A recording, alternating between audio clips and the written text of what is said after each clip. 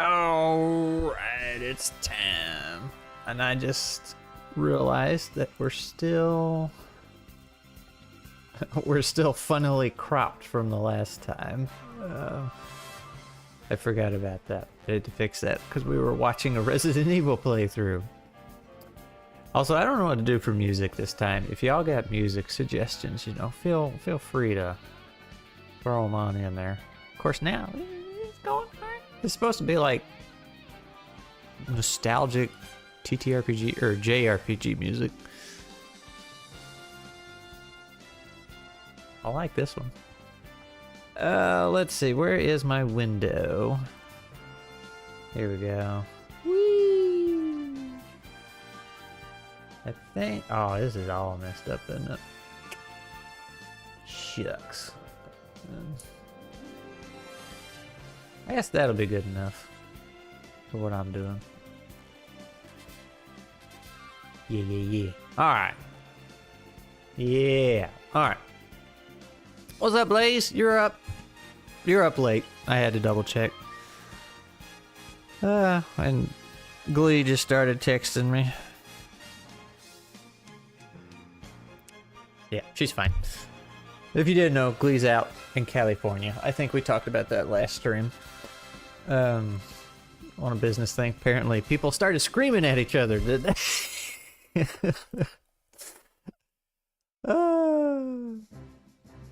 This could definitely be Final Fantasy cutscene music. Yeah, really could have. Also, what's up, Ben? I ain't seen you in a hot minute. Alright, so yeah, Blaze, or not Blaze, I'm sorry. Twice Dead was asking about the little thing on the thumbnail. Let me go find... So see, this is something I need to talk about way more on my channel, because it's the whole reason I made the channel. Glenn! What's up, man? We're actually going to talk about Kesshonite. Like, if you want to jump in, you know, and we could do that other Kesshonite stream you were thinking about. If you just want to do it right now, we can, because I have no plans. But anyway, I was going to say Kesshonite Legends is my book series that I'm trying to make. And I made the YouTube channel so I could get a following and then trick you guys into buying my books. So, and then I started the channel, got sucked into TTRPGs, and then never talked about them. Well, never talked about the books. Let's see. If I drag this over here, it does work. I didn't know it would read that type of file. Woo! So this is like the main logo for the series. Oh, you want to jump in? Okay, cool. All right. Well, we're not gonna work on Kesshonite. We're gonna talk about Kesshonite. How do I want to bring you in here? How about VDO? Excuse me.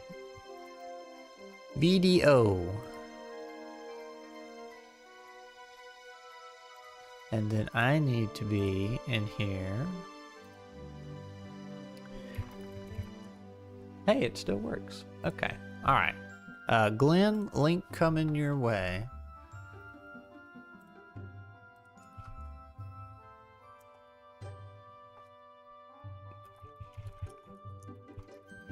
There you go. And give me a minute to hop in the call with you. Ben's been busy with work and stuff. I tried to drop by. Well, I appreciate you.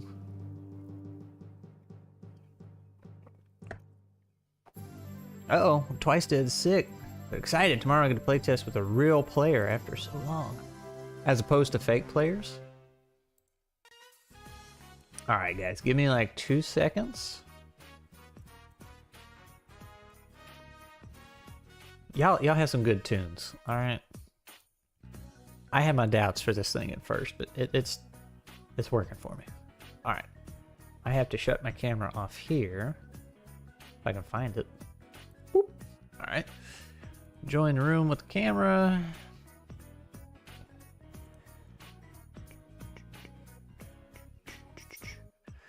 I don't know how to do things, guys. Virtual audio cable. That's right. Webcam. There we go. All right, now we just wait for Mr. Glenn. It's not like I just surprised him with a stream he needed to join. I'm sure he was just ready and waiting to go. All right, so let me... They should put me back on the screen. Hey, well, now I'm over there. Now I'm over here. Hey, hey.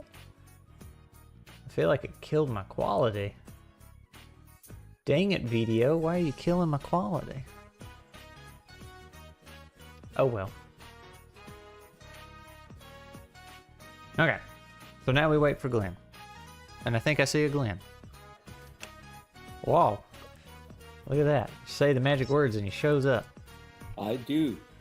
You know, hey, you know, and speaking of magic, I was actually just adding a little bit of magic guidance to Clever Cool Crazy, so your Kesshonite stream is perfectly timed.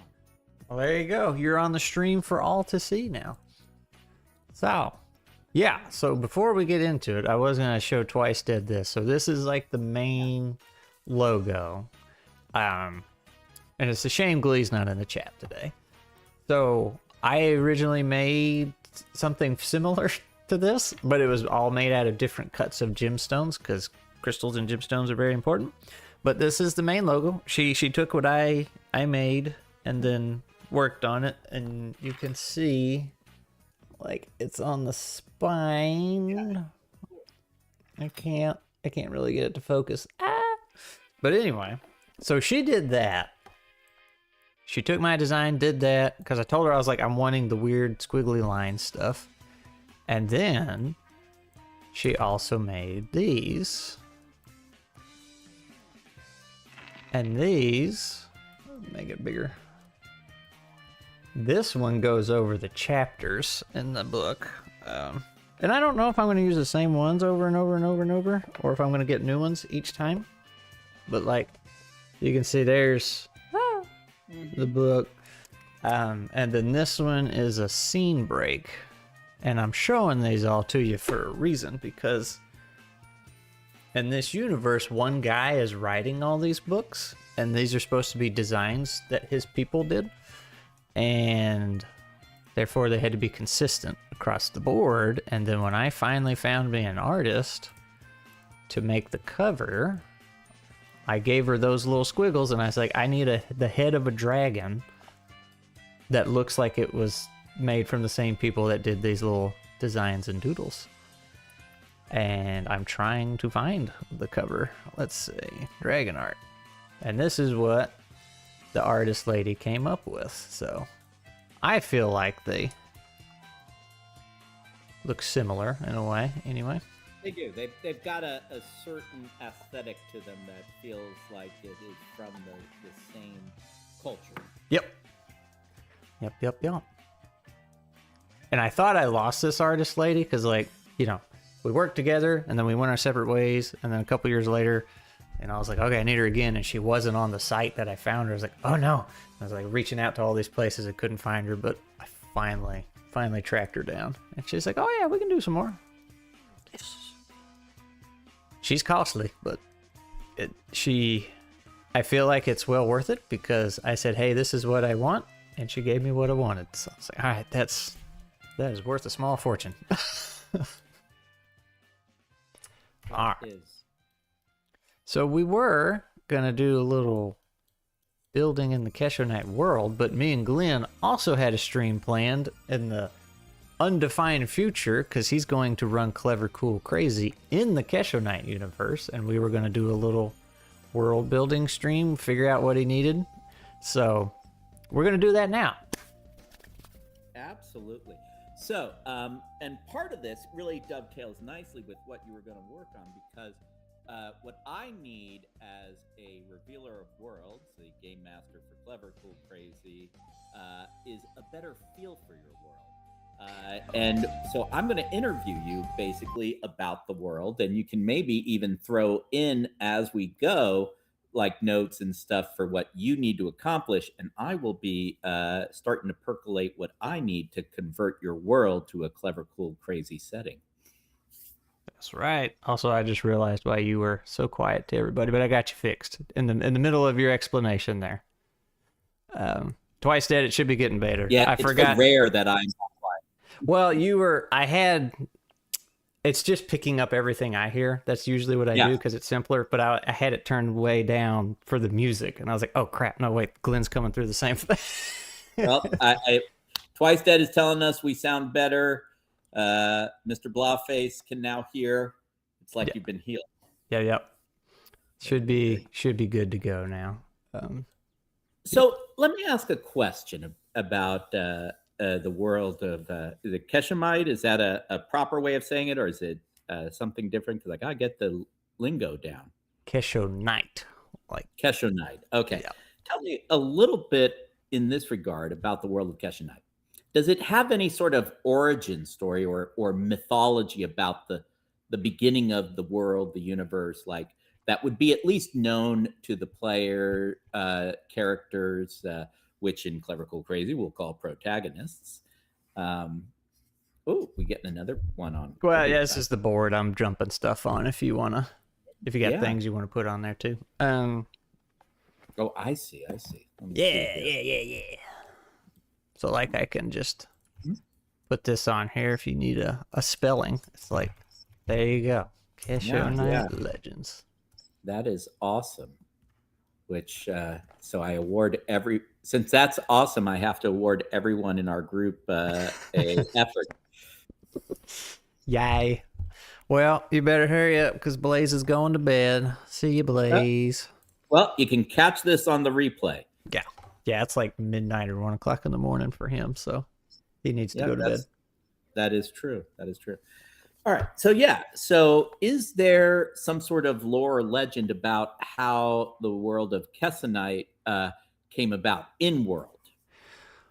So it's all very much based off of Christianity creation. And the fun thing I want to do is when I get done with this series, when it's way into that world's future and everything starts ending and fall apart, somebody actually has a vision of basically Adam and Eve. So the world is Earth before Earth was Earth. So the Kesshonite world is a pre-Adam and Eve world. Is that what you're suggesting? Yep. All right.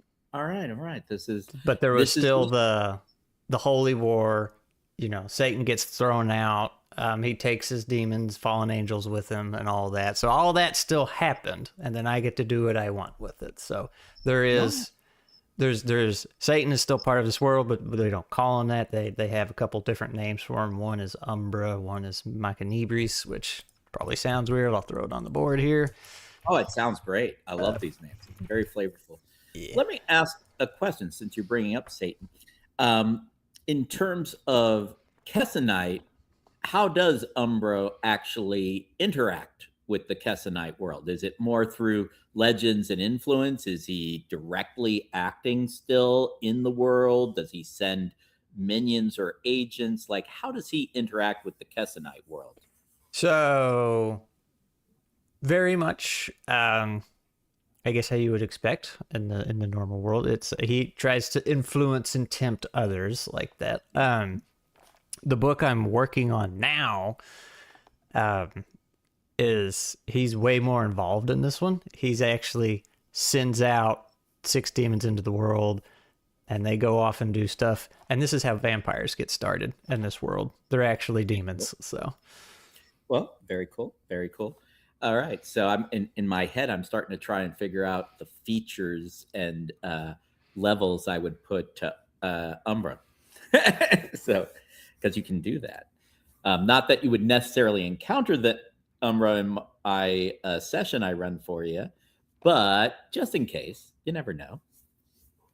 Hey, Fran actually came in for a stream. Looky there. Yeah. That's who that I normally play games with at this time during the week, but my brother is out of town, so we couldn't all gather. Howdy doody, Franny. Awesome. So, all right. So mostly Umbra acts in the world through agents and influence. Still a big shadow thrown upon the Kesshonite world, it sounds like. And so where does Umbro exist? Is he in like an analog of hell? Does he wander the world? You know, if you had to describe where he mainly exists in the Kesshonite universe, where would it be? He is sealed away down in hell. Okay, all right. So we've got some ideas. This world has sort of a Christianity before Christianity sort of flavor in terms of origin. We've got a version of Satan known by some different terminology. He is basically sealed away in hell. And metaphysically, where do you imagine in the Kesshonite world hell existing? Is it like literally underground? Is it in another plane of existence? So it gets a little muddy. I like to think of it as this whole other plane, but there is a physical entrance to it in the world. There is this area. It's this lake that is perfectly round, and the theory is this is where he landed when he fell. Like he just went and. Sounds like a crater. Yeah, so it goes straight down. It's super duper deep, and like the literal gates of hell are at the bottom, but it's all filled up with water. And so in this world, I have what are called arbiters, and they're basically all the deities. They're just called arbiters. So you have the arbiter of nature.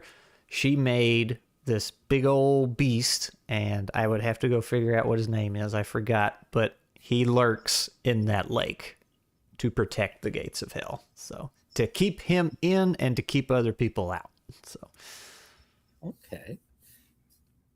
So they have to lurk to keep it in. So are these gates, is there an ability to physically assault them or break them down?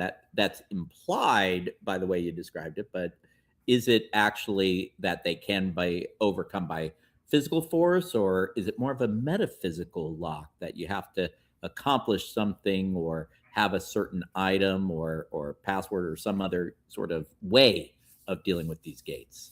I would imagine it's very hard to go down there and just straight up open it. But I will say the book that I'm working on, this lake is in the story, and the main character thinks he is going to go to hell to talk to somebody, and the beast comes up and gets him, and he actually goes to a place between worlds. Okay. Where the souls get stuck. Mm-hmm. So. Mm-hmm. All right. Also, So Twice Dead says Satan killed the dinosaurs. When he came down. Mm-hmm.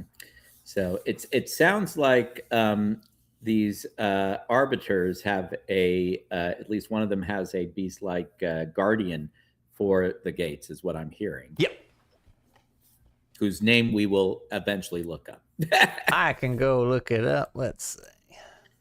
All right.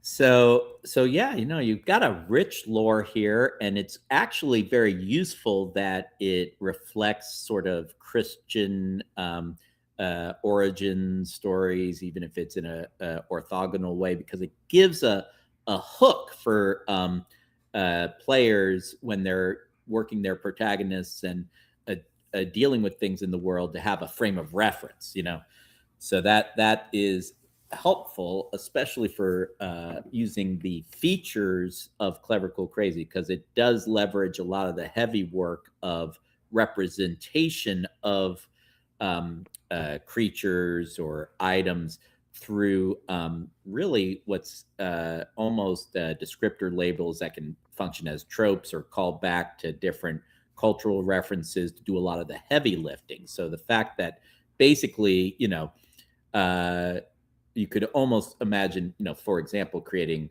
Umra, the Kesshonite Satan, if that was like a feature already, people pretty much can lock in. They understand what that means. They've got a feeling for it.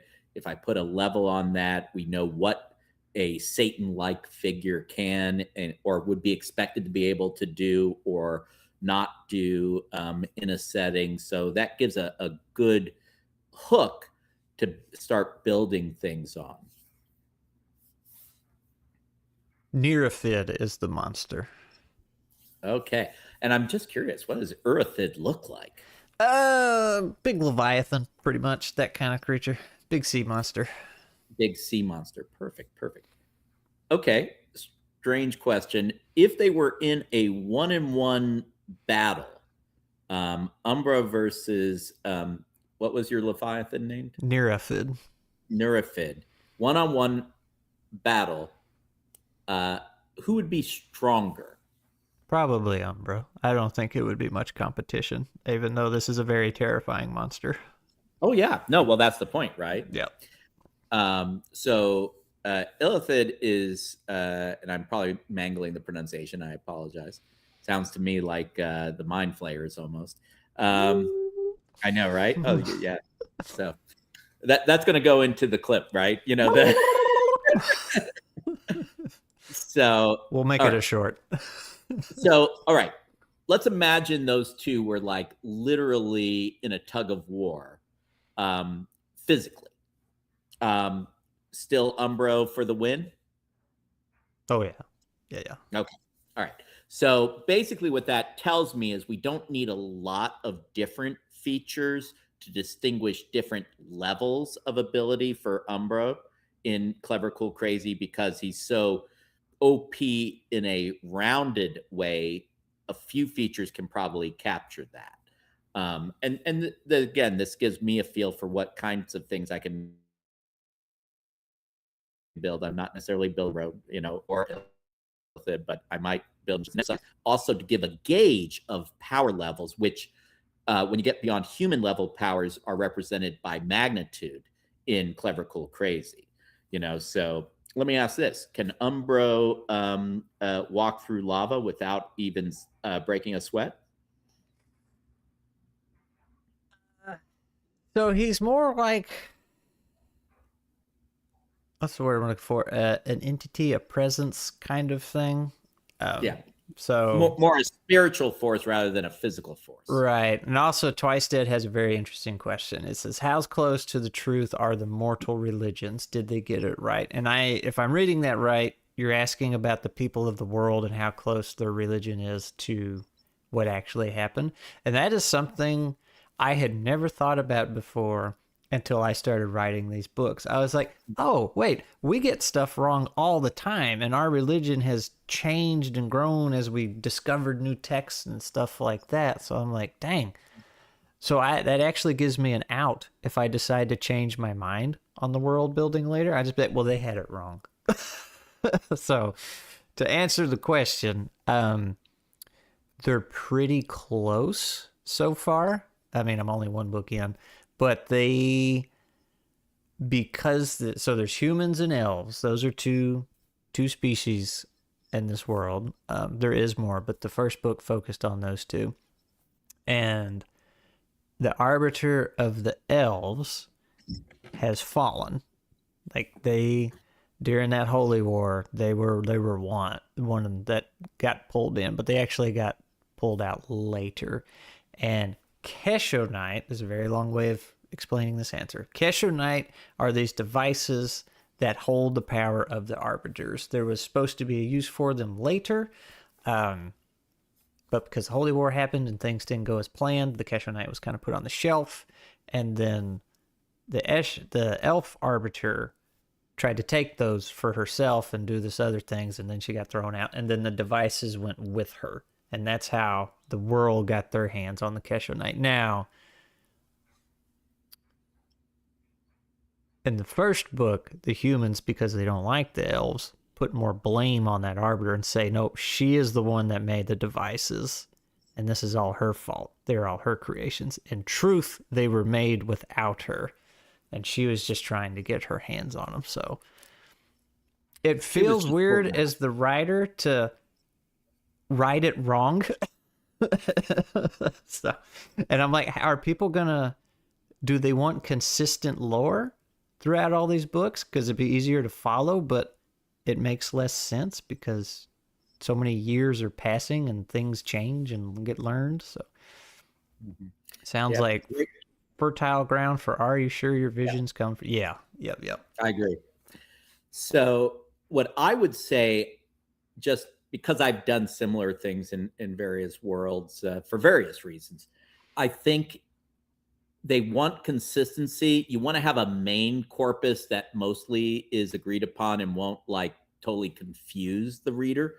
But you definitely can have divergences, secrets, and outright lies as long as you do some signposting, I think. Yeah. That's just my thing. But like, for example, you said that the humans say this, but the elves know it's this, or it's really this. So if you label it and signpost it as like the humans, due to their, great struggle with the elves, often have blamed, and put it in terms that people can be like, okay, they're claim. I'm here claim. They believe. I'm not hearing she did this. I'm hearing that they claim this. They accuse of the, So doing it that way, you sort of are signposting. This is part of lore. Whether it's truth is to be discovered. Yeah, all the lore and the religion stuff in the first book all came through dialogue. Like it wasn't written from the narrator's perspective. So, Yep, yeah. Whispering Wisp is saying points to recognize and telegraph the unreal, reliable narrator. Exactly. You got to signpost it. You got to give clues that the unreliable narrator is unreliable. Although you can sometimes put those clues subtly and then highlight them later so that people are like, oh yeah, a little bit of that I think goes a long way. It gives a little verisimilitude, but I wouldn't be heavy on it because then people are just like, I can't follow anything. I don't know what's what. Peter, we were gonna do big boy writing, but then we decided last minute we were gonna use Big Boy Writing World for a game of Clever, Cool, Crazy. So Glenn's got to get the deep lore so he can run us a game in Kesshonite Legends. By the way, you want to join? Yeah, Peter. We totally wanted to pull you into this game because and we're planning to do it for charity. RPGs versus AD, right? That's right. That's right. But first, I got to wrap my head around the rich lore that is Kesshonite Legends. Yeah, well, I mean, you got a long time period to mess with. Like, there's when Kesshonites first getting discovered. There's actually pre-Kesshonite, and then there's when Kesshonites getting very fancy and useful, and then there's when everything stops working. Gotcha. Well, but Kesshonite's interesting to me. So this is a material, an object. Like, okay, if I was, let's say, a human and I saw Kesshonite, what would be my experience? If you were a human and you saw it, it would just look like a fancy gemstone, crystallized stuff. It comes in different flavors. Now, if you were to lay a hand on it or get like really close to it, you would feel a whole lot of something coming from it, radiating within it. And it would be a very new experience to you because what you are feeling is magic, but humans don't normally have magic unless they come into contact with Kesshonite, and then it awakens it in them. And this is usually pretty weak still, but... That is great. And actually, again, it's always been like implicit in the rules for Clever, Cool, Crazy, but I've started to provide more guidance and structure to how to deal with different sort of ways of having magic in different lands and settings. Really, it sort of depends. Is your world easy to do magic in? Is it hard to do magic in? Is it nearly impossible? Or is it just sort of like doing any other thing? It sounds like in the world of Kesshonite, magic is hard unless you have some sort of aid. Is that accurate? So humans have no magic normally. Okay. The elves have control over fire and ice, which allows them to do quite a bit, actually, as it turns out.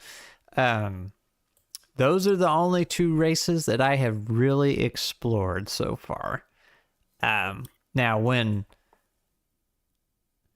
the idea is the Kesshonite unlocks, the different types of Kesshonites unlock different abilities within humans. So in that first book, they actually got Kesshonite that was from the elf arbiter.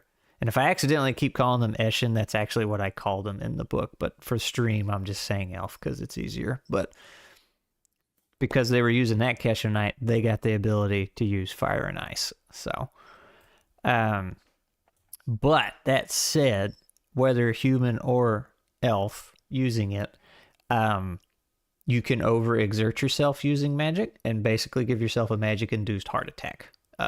It's just a whole other muscle in the body they're using. So you can't just summon meteor-sized fireballs, right?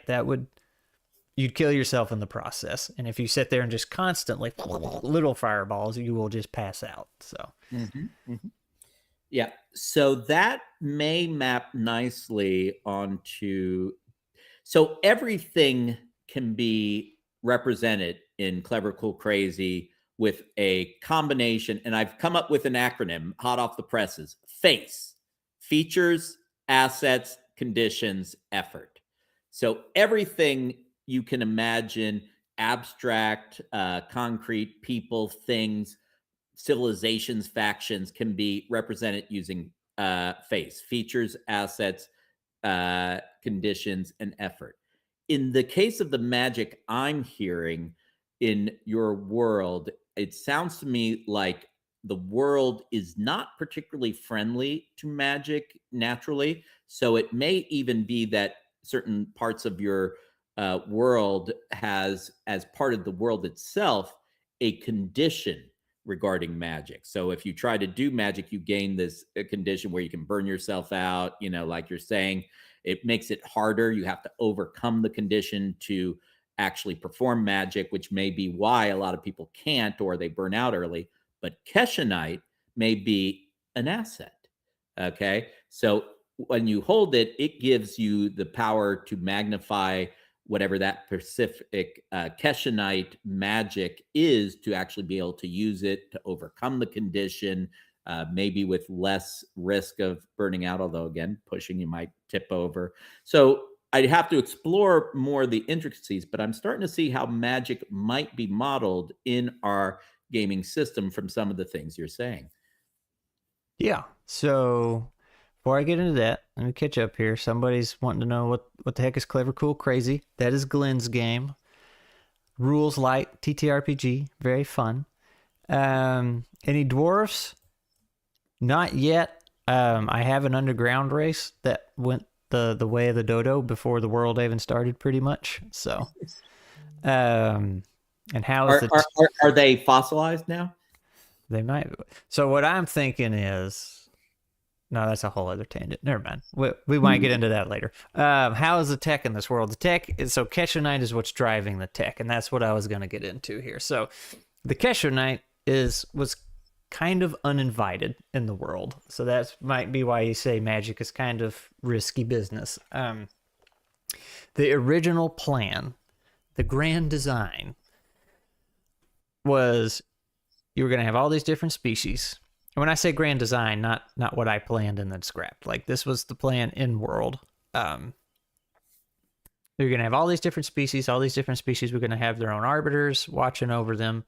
And humans were going to have Umbra as their or Mike and Ibris as their arbiter, and he didn't like that. That's where the pride came in, like, the original fall and everything. So he's like, I don't want to watch over no stinky humans, and then they threw him out because he pitched a fit. And then humans were supposed to be made for more. They were the ones that were supposed to use the Kesshonite and kind of take care of the world as a whole and eventually outrank the arbiters. Like I said, very biblically influenced here. And then, because all that never happened because of the Holy War, the Kesshonite never made it. Nobody got the instructions, pretty much. And then when the elf arbiter started getting her hands in everything and messed it all up, and then all the Kesshonite came down to the world was not ready for it. So it just hit the world and started changing things, which is what Umbra wanted. He tricked that other arbiter. He's like, yeah, we're totally going to work together. You and me, baby, we're going to do this. And he knew it was going to end sour. His goal was just to pervert the world, and that's what happened when all the stuff came down and messed up. That's how we got weird magical creatures and whatnot. And yeah, that's why the magic is risky business and nobody knows how to do it. That's a great lore. That's a great story. I'm loving this. So I do hope you keep writing and building on it. And it does go along with maybe the idea that the Kesshonite acts as an asset, maybe even one that can increase your magnitude when you use it in combination. And that is what allows you to overcome the pushback, maybe the scar, the corruption of this world caused by the betrayal and the premature spreading of Kesshonite, almost like a reaction the world has had against this violation of what was meant to be. But it's your world. But just thinking about it and imagining as the revealer of worlds, which is what we call a game master in Clever Cool Crazy, when I'm modeling how the world is, I got to think, well, how does it, all these pieces interact, and how can that impact what the protagonists, the players, characters experience? Yeah. So I will say you have a lot of free range with the Kesshonite and how you want to do it.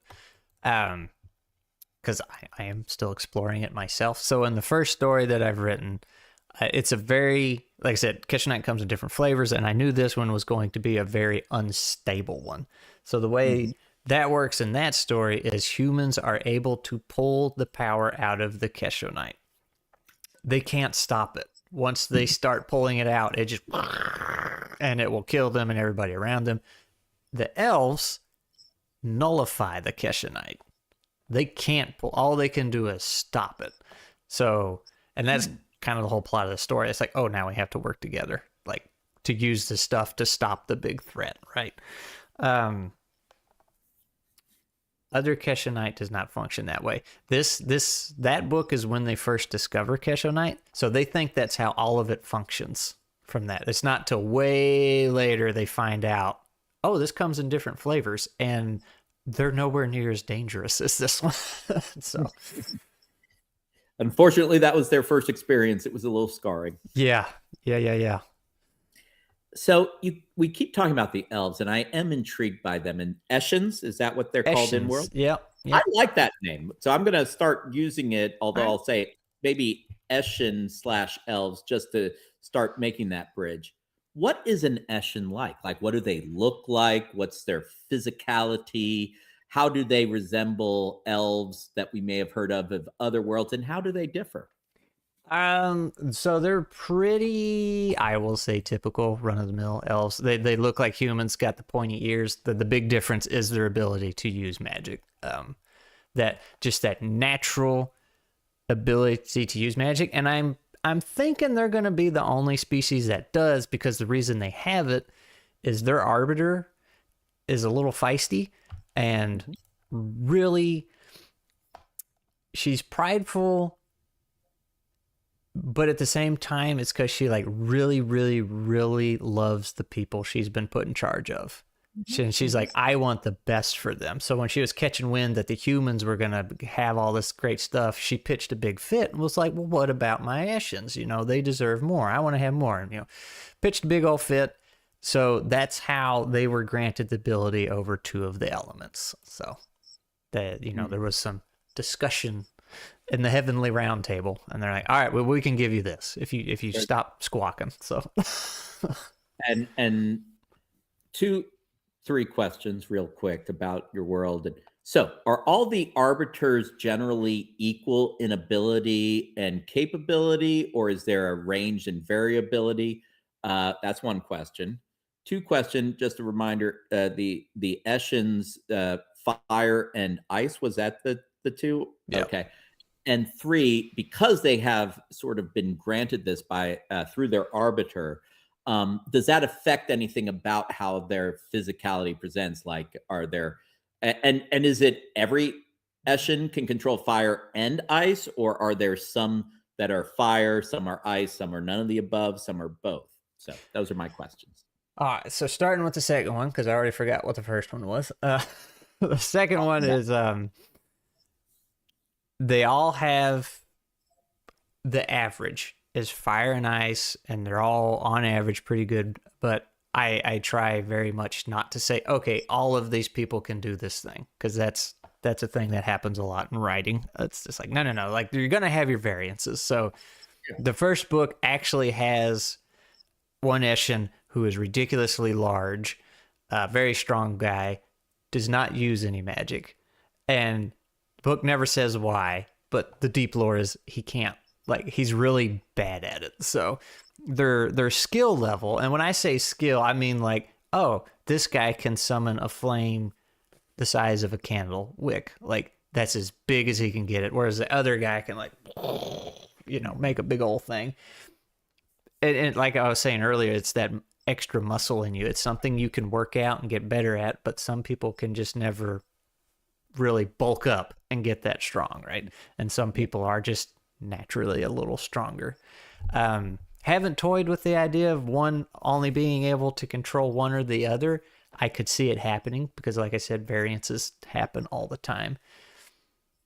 And there are hybrids, human and elf Eshin, and they can use magic, just like an Eshin. So, okay, just like an Eshin, or are they weaker? Is there some hybrid vigor and they're stronger? Like, or does it just? It varies so much so that it's like, their average is pretty much the average of the Eshin. So that's great. So, hearing about this one Eshin you were describing, so like their nurture, their nature. So you can have anything as a descriptor feature, but we tend in Clever, Cool, Crazy to have 4 as sort of our base, your name, your nature, your nurture, and your niche. Listening to you describe this personage, I imagined like you could use a descriptor of like strong Eshin as their nature, but you'd have actually a condition with them, bad at fire and ice magic, or bad magic bad. Bad.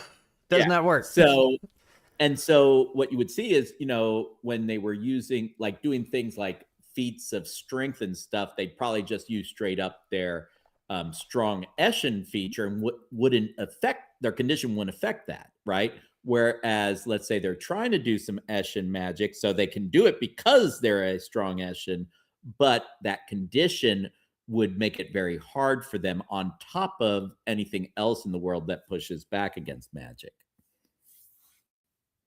You got a fan. Look at there, Peter. Also, pure temperature control is massive if that's what fire and ice is. Then yeah. So, and that's, I did a deep dive. Apparently, we're still arguing about how lightning actually works and functions and exists. I did not know that. Some of it's still theory, but I didn't know that like a bunch of little ice shards rubbing together makes lightning or sparks, and you get that voltage go through there. So never fight an Eshin in the rain is the secret. Is that actually a folk saying in the Kesshonite world? Never fight an Eshin in the rain. Yep.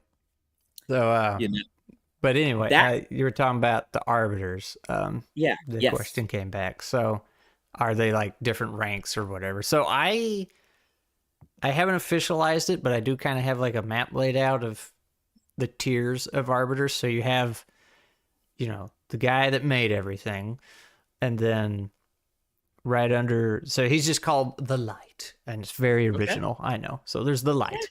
But under that, there's the arbiter of nature, and then there's the arbiter of elements, and those two are actually a pair. They're like married, if you can be, as arbiters. And then it might just be those two at that rank, and then it drops down, and then it's all the arbiters of the different species, like the Eshins and everything. And then under that is like the arbiter of war, the arbiter of technology, the arbiter of this, all that, right? And then that might be the last level. So, but as far as their power and abilities go, it's pretty much the same. It's just their responsibilities are some are greater. Right. Yeah.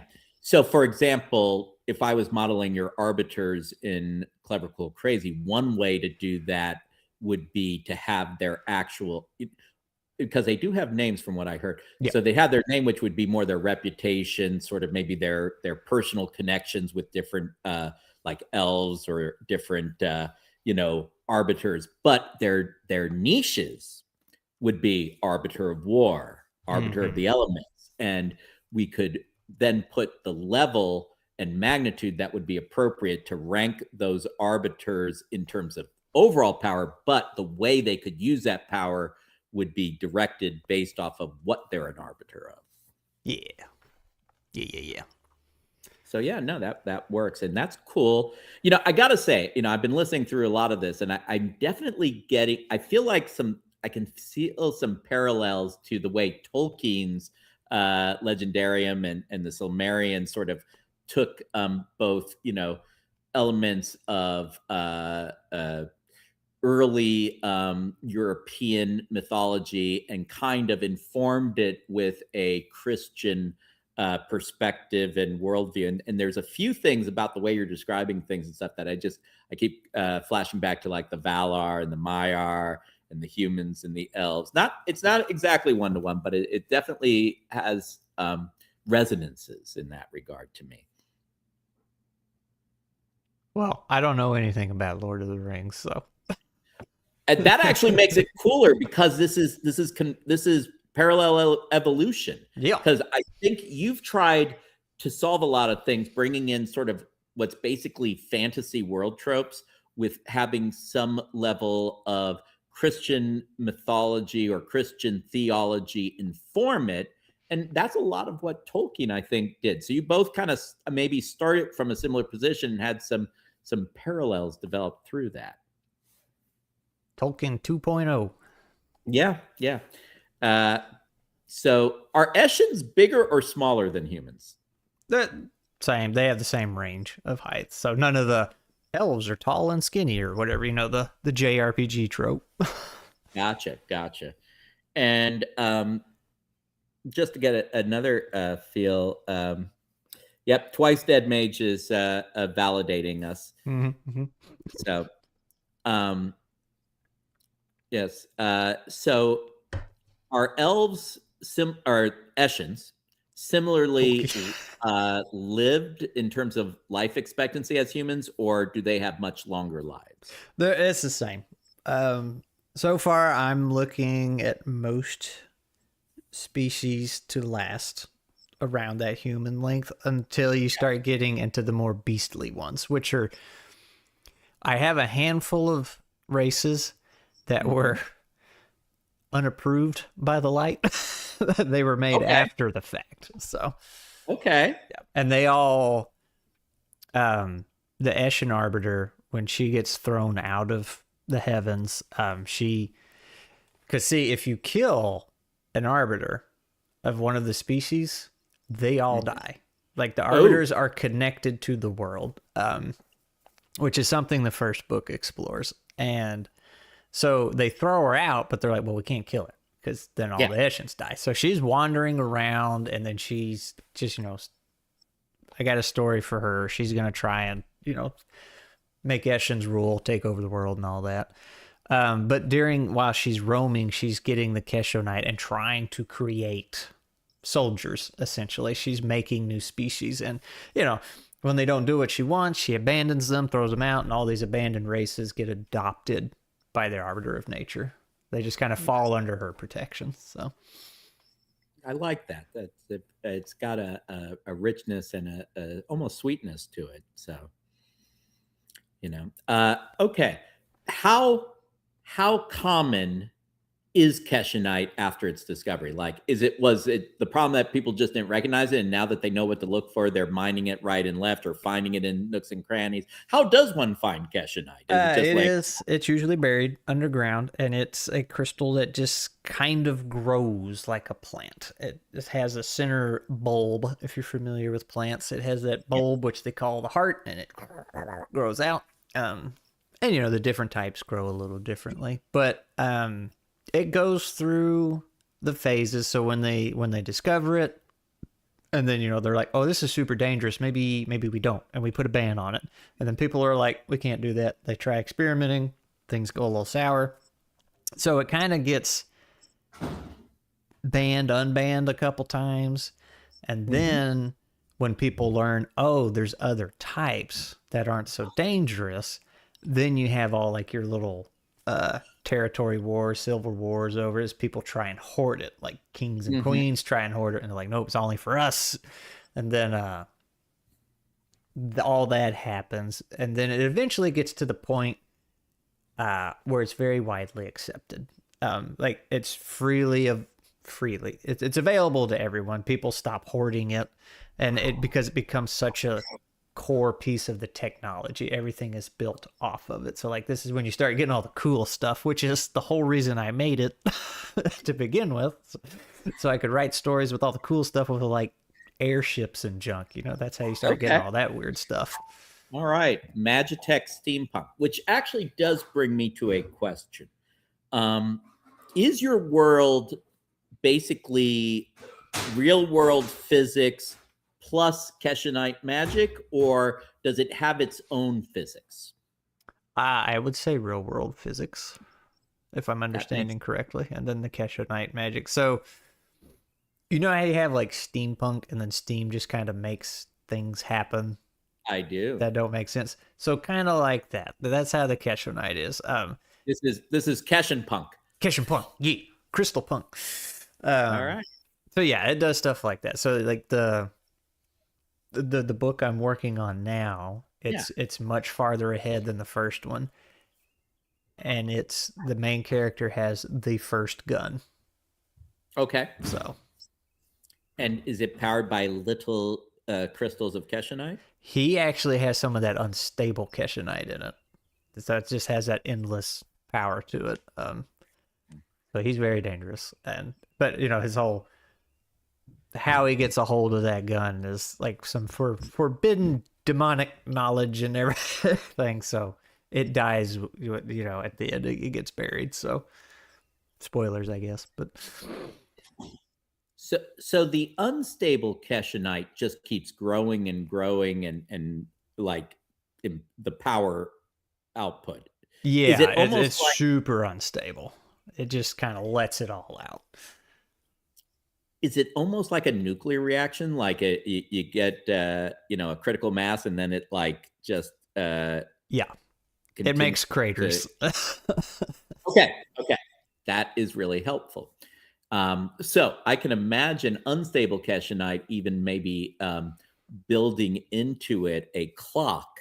So that's one thing I've done with Clever Cool Create. I mean, I stole, of course, whole cloth, a lot of ideas about clocks, with Blades in the Dark, Index Card RPG, wonderful, great works of that.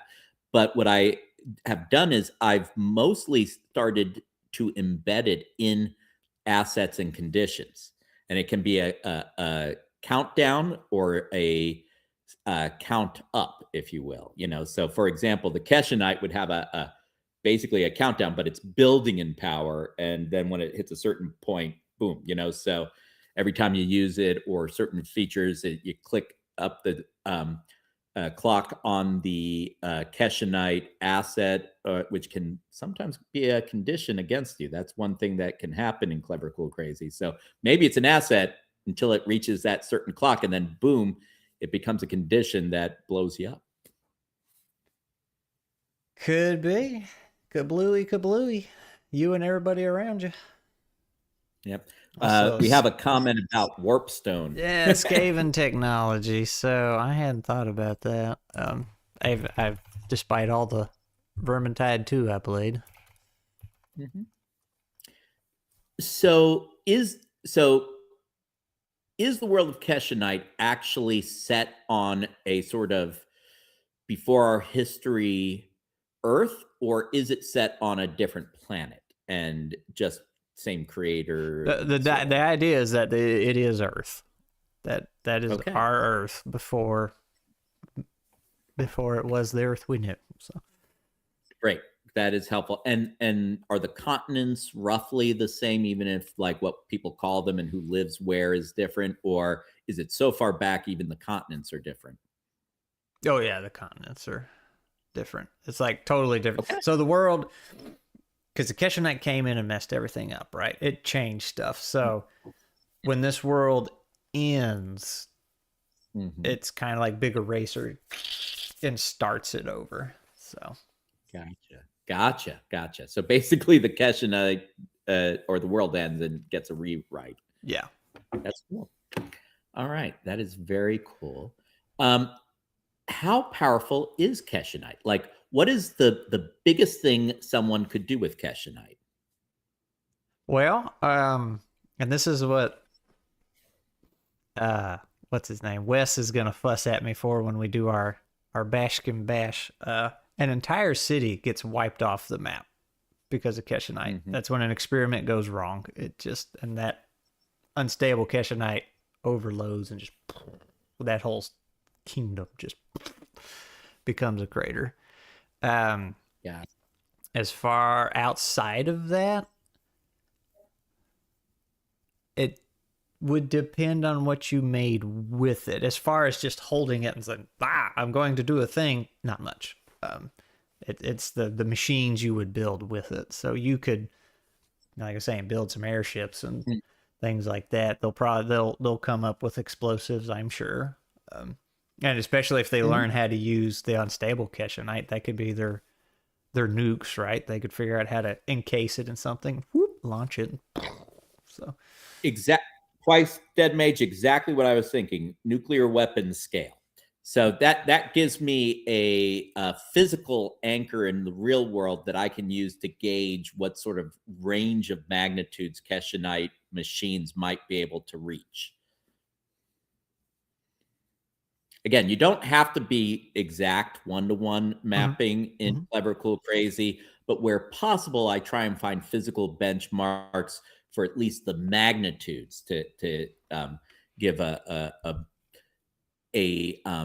verisimilitude to the world, to use a big word. So cool. All right. So write the novel you're writing. I'm definitely getting sort of vibes of mixture of what we would imagine like late 19th century, early 20th century equivalent technology for the second. Is that accurate, or am I off? Guns are new, but there's like, airships. The gun is really far ahead of its time in that story. So this is the one where demons get thrown out into the world. So the demons were the fallen angels. The fallen angels had all the knowledge, and they make those guns that the main character has. So they had access to knowledge and to make the tech that nobody else did. So in this story, Kesshonite is just the city where the story takes place in is like the first city to openly use it.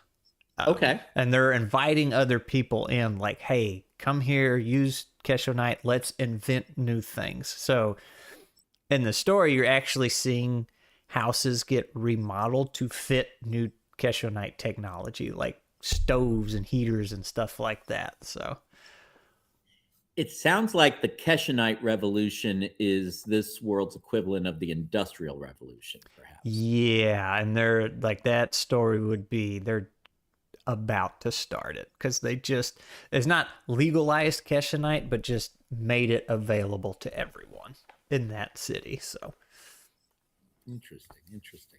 So, all right. Thank you. You've actually given me a lot of details. I feel much more like I've got at least a rough understanding of the vision for the world of Kesshonite and some of the main, at least mythological players and themes and where you're going with it. I have a question. So Peter said about big boy writing. What were you planning to do with the whiteboard tonight? I really didn't have a plan. I will also say there are dragons in this world. We didn't even get into that. So okay, well, let's go there. Let's talk about dragons. Well, I was gonna say tonight I was maybe gonna work on the beastly races because there's a story I want to do that the main character is of that beast race that the Eshin Arbiter made and then discarded. So I was going to try and figure out what they look like. I don't want them to be basically tabaxis or Khajiits or things like that, where it's like perfectly humanoid. I almost want them to be kind of repulsive, like scary looking, because she didn't care about aesthetics. She just wanted soldiers that would kill things. So like she was taking dangerous animals, using the Kesshonite, mixing them with humans, trying to make soldiers. So like Bad Kitty, I guess. But also the dragons in that world, the dragons are the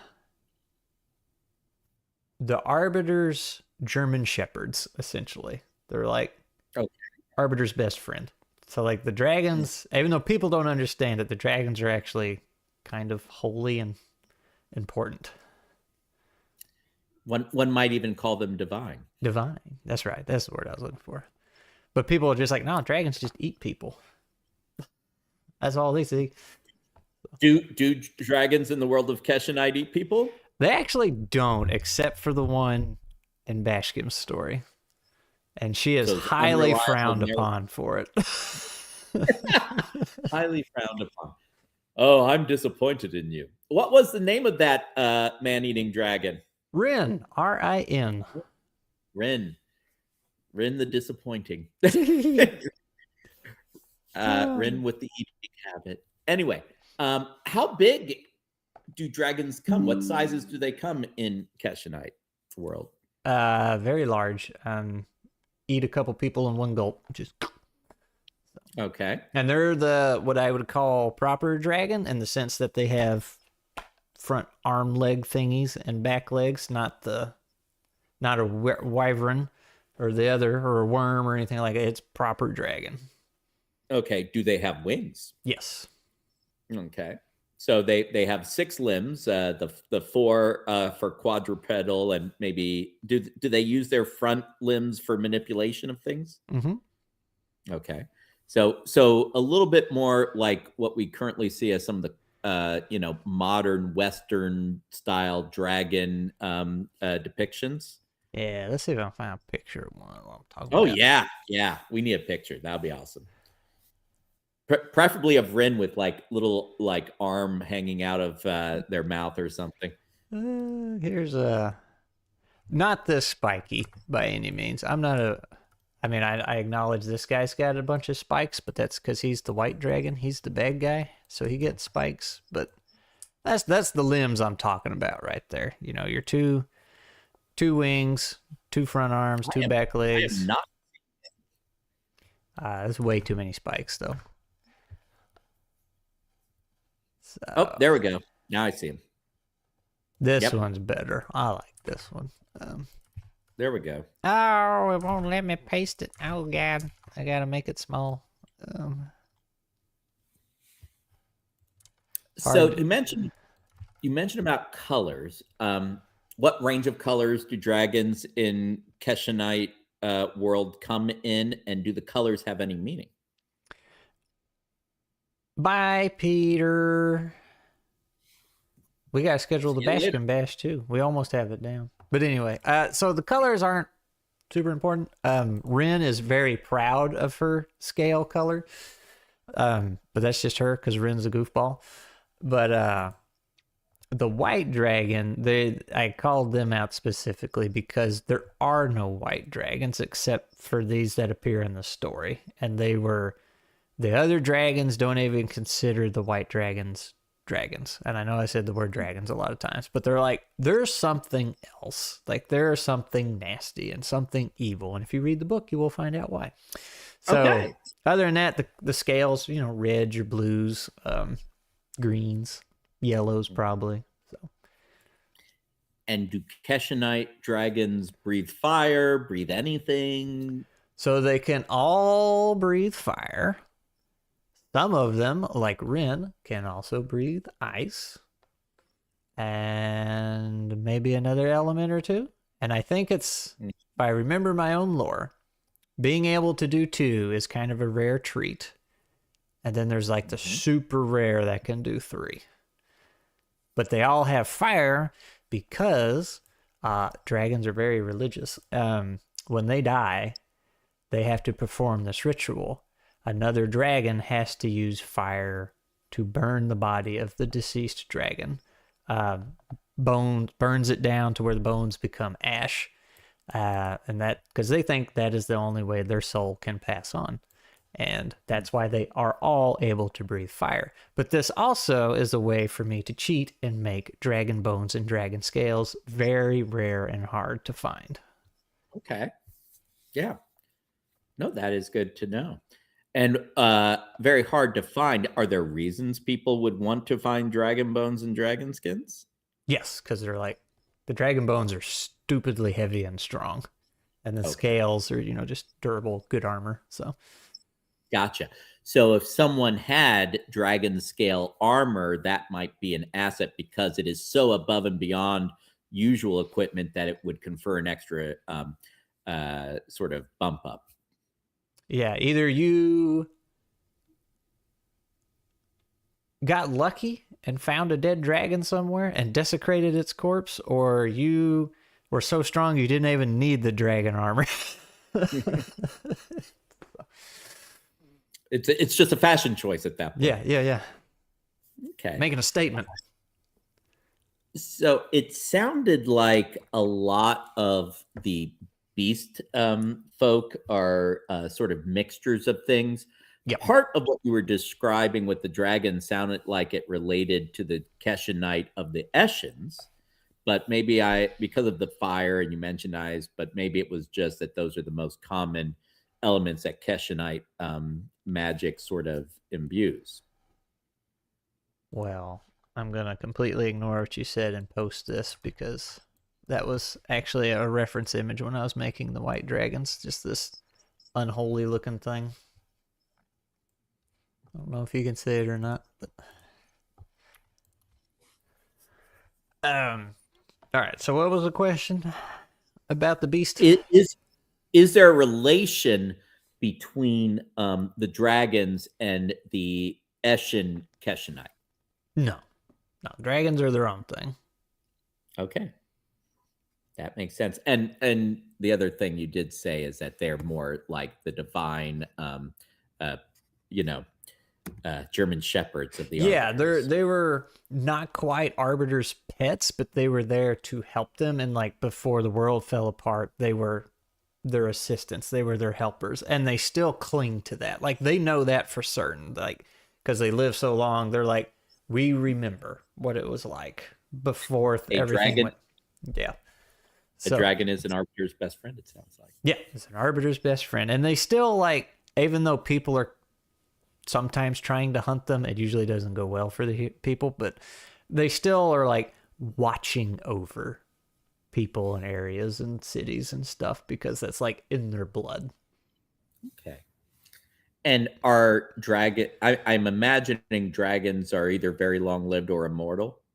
Very long-lived. Not immortal by any means. But just very strong. Mm-hmm. Okay.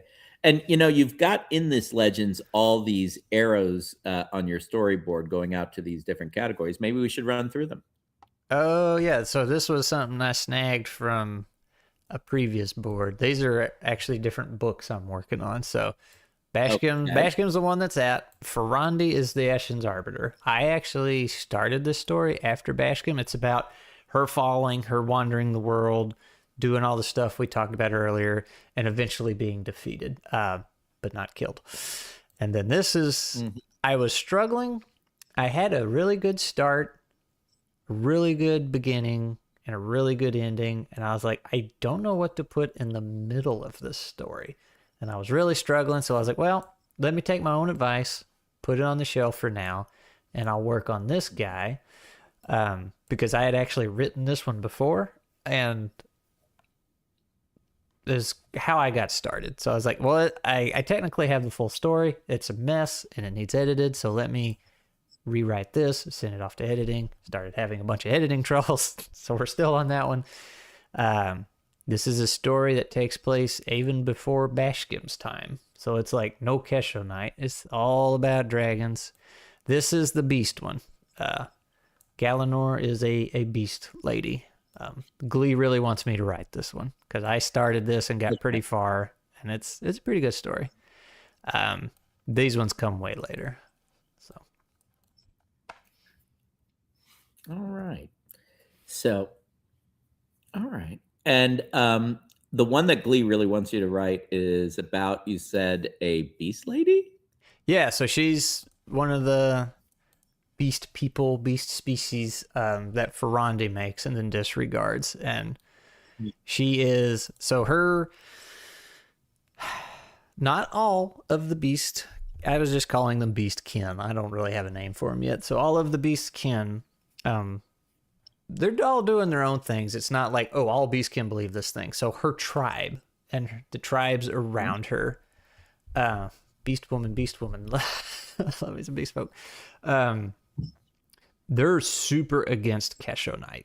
Like, they think it's just this unholy abomination because of how they were made. They're like, yeah, we were made by this terrible person. She used Kesshonites to make us. Like, technically we're abominations, but we don't have to act like them, so we're just gonna no Kesshonite. And her dad is the tribe chieftain, and he's like super warrior man. Make sure everybody knows how to fight, and of course she doesn't like doing all that. She'd rather make things, and she's super interested in Kesshonite. So obviously they have their differences. She gets ejected from the tribe, sent to be on her own. One thing leads to another, and she's actually trying to make her way to the city that this story takes place in, that I'm working on right now. That's open, that is the capital of Kesshonite pretty much. So she's trying to get there because she's heard, oh, they use Kesshonite here, and I've heard there's even people like me there. So a fair chunk of the story is her trying to get there. And then when she gets there, I think what's going to happen is she's going to find other people her father has kicked out of the tribe. And they're going to be like, oh yeah, well, this is, look what he's missing out on. And then she's going to find out somebody's been trying to find her, and it's her dad, because everybody in their tribe got killed by some other force. So her and her dad have to like rejoin. He has to, do the whole get over himself, learn to use Kesshonite thing, and they go attack. See, that's why I don't have that part figured out. So I just have my beginning. No, that sounds cool. A lot of richness there. And so Galanor. Yeah. Is that the name of the beast woman, or just the name of the novel? That's her name. Okay. So Galanor in that story ends up going to the city that, and I don't know what WLFB stands for. Wolfblood, that's not the name of the city. So let's do this. Let's take Galanor down here. And we'll say, what is that city's name? I was just writing down cities from the other story. Norsonia. That's the city. Okay. So she goes to Orsanya, which was previously depicted in Wolfblood. Yeah. Okay. So Galanor is sort of timeline-wise after Wolfblood. Is that correct? Yeah. It would have been after that. Probably after the city has gotten mostly renovated and overhauled with Kesshonite stuff and becoming more well-known. So maybe like 50 years or so.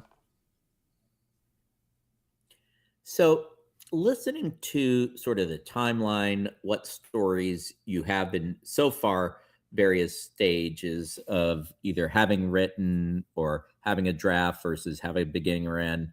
There are a couple others on the board that we haven't talked about, so maybe we should get those, and then I have a question for you. Oh. Which one are we looking at?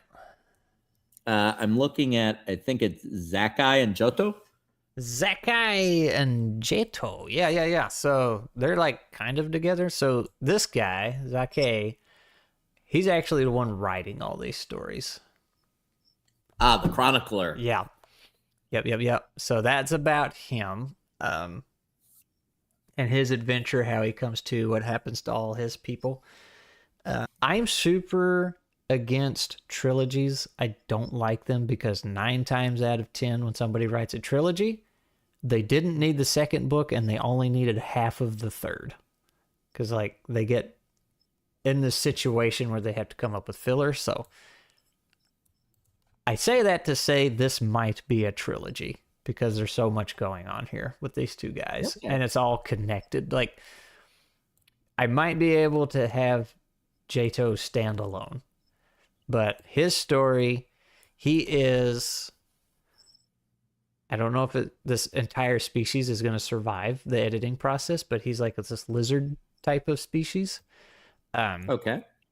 Zake finds a group of slave traders. Jato is one of them. He's just a kid. Zake kills the slave traders, sets everybody else free, and Jato decides to follow him. So he's like, well, okay. And then he tries to take him to a city, pawn him off on somebody. And I think he does for a little while, but he's also trying to raise him at the same time. Now, Zake, the thing about him is he has access to a super rare and very overpowered magic. There's this group working behind the scenes, and right now I'm just calling them the Council because I don't have a better name for them. This guy discovered basically transmutation magic a long time ago, and it's like, you can imagine that's pretty darn strong, and you could do a lot of things with it. He discovers this magic, and he becomes so in tune with it, we'll say. He just turns himself into a mountain, basically. He's like, I am done. And he becomes the man in the mountain. And whether that was an accident or not, I don't know yet. Still working on that. But other people find him, and he's like kind of excited to share what he has learned if people can find him. So he shares this magic that he's learned, and of course it gets out of hand. And then these people that all know this type of magic, they come to the conclusion, all right, this has gotten out of hand. You know what we got to do? We have to kill everyone. So they hunt down and kill everybody that knows anything about that magic. And then it's just them. And then they're protecting it for many years. And then, of course, internal corruption happens. And then they're like, hey, we can use this to our advantage. So then they start pulling the strings in a lot of different cities and stuff, you know, and just kind of doing their own thing. They recruit Zake later, and he ends up being super adept and good with this magic to the point that he can, like, just kind of play with time almost, which is how he's able to eventually bounce around and write everybody's stories down. So he gets to the point that they're very scared of him, the council is, and they're trying to keep secrets from him because they accidentally wiped out his entire species. What is his species? Unknown. Fair, to be determined. Got it. So it was an accident. Like, they didn't. The current version is they didn't do it on purpose, but it was an accident that probably could have been avoided, but they accidentally wiped out his entire species. And then he finds that out. Zake finds that out and goes on a killing spree. And the council is no more. But so he's the only one with this weird magic. And in Jato's story, you know, we're following him and he's following Zake. Zake's writing in a journal this whole time, and Zake actually dies of old age in Jato's story. And he passes on, he doesn't really pass on the journal, it's just something Jato takes, because it's like, he was always writing in this. And when he goes to read it, it's just like fun little notes, like, oh, Jato did this, you know, or we're going here. It's like nothing fancy, but he still hangs on to it because he's like, well, it was important to him. He always had it. And then Jato at some point finds the man in the mountain and realizes that Zake was much more. And then he starts to use the magic, and he realizes that journal that he was always writing in is like the key to everything. Like it has all the knowledge. And so he's like, oh no. And then I forget what happens after that, but this is going to be one heck of a sharp turn. At the end of the story, Jato has to fight the Eshin Arbiter, and he kills her. He kills her, and you know what happens. Then the Eshins are no more. All the Eshins die. Yep. Oh. Yep. Wow. So this one's pretty late in the timeline. I guess that's another way that accidental genocide happens. Yeah. Yeah. Well, so he knows. That's the thing. He knows it's going to happen, and he still has to follow through with it. And of course he ends up getting really close to an Eshin, and then has to make that decision. Yeah. Drama. Yep. So. Conflict of the heart. Zakai was okay. What was Zakai's relationship to the old man in the mountain? Because at first I thought it was Zakai, but then I wasn't sure. But you said time shenanigans, so no. Although that would be interesting. I don't think that's what it'll be. The man in the mountain is the guy who originally discovered and invented this magic and just made it a thing. Zakai is a special child, arbiter blessed child for his people, and that's why he's so good with this magic. So, or he learns the magic and he gets really good with it, but see, when he dies of old age, he becomes what we see him in all these stories. He doesn't quite become an arbiter. He does not hold that title, but he does help all of them out. Like he's writing all these stories. He's the chronicler, like you said, and he also is the guy that guides souls to the other side. Oh, okay. After his death? Yeah. After his death? Yeah, I was saying, because then he can just go back. So. Yep. Gotcha. Okay, no, I see it. So Zakai has sort of got a little bit of this mortal who ascends feeling, but was always like the chosen one in a way, so I could almost see, like, if I was like putting him in terms of the face, right? Features, assets, conditions, and effort, that, he would have maybe as his nature, arbiter blessed birth, or arbiter blessed at birth, to maybe distinguish it, in like his nurture, the last child of a lost race, you could put stats on there that would, for the features that he would use in various situations. Of course, chronicler would be a big feature for him, which that might be his niche. I don't know. What does he do for a living? Does he go around telling stories, or does he have a day job? What does the guy do? So, in his mortal form, pretty much just the roaming adventurer. See, in the sci-fi world, he was a bounty hunter, so that's gonna carry over. He's just, and my goal is to squeeze him into every story that I write. He will make an appearance, either in his mortal form or that he shows up all mystically when somebody's about to die or something. So. Now, does transmutation magic have any relationship to Kesshonite? Nope. Totally standalone. Okay. So this is a separate form of magic, basically. So far. Now, actually, wait. I might have lied to you. We already established the unreliable narrator structure. Yeah. So I think it was the guy became the man in the mountain. And then I remember I had toyed with the idea that happens before Kesshonite falls. So like before the Holy War, because there's a period where people are living and everything's all well and good. And then some of the Kesshonite landed in his mountain and like mixed with him and but I don't think I hung on to that. I think he somehow just has to pass that knowledge on and ability. So I think it's totally separate from Kesshonite. So does transmutation magic at all relate to the arbiters? I could definitely make it go that way. That would explain how he got it.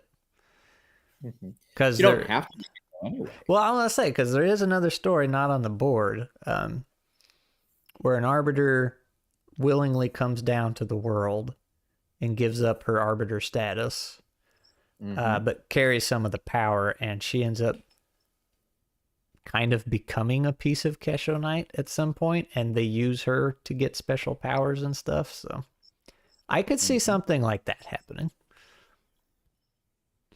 Especially if it was, like I said before, everything went south. Like an arbiter could be chilling with them and he just semi-ascends, becomes a mountain. And to do transmutation magic, it sounds like it's something that can be learned or discovered. You don't have to have it born into you or have a special nature to do a transmutation magic. Is that correct? What was the question? That basically transmutation magic can be learned and taught. It's not something that you have to have like a special connection with or be of a certain species or other sort of effect. Can anyone do transmutation magic if they just knew how?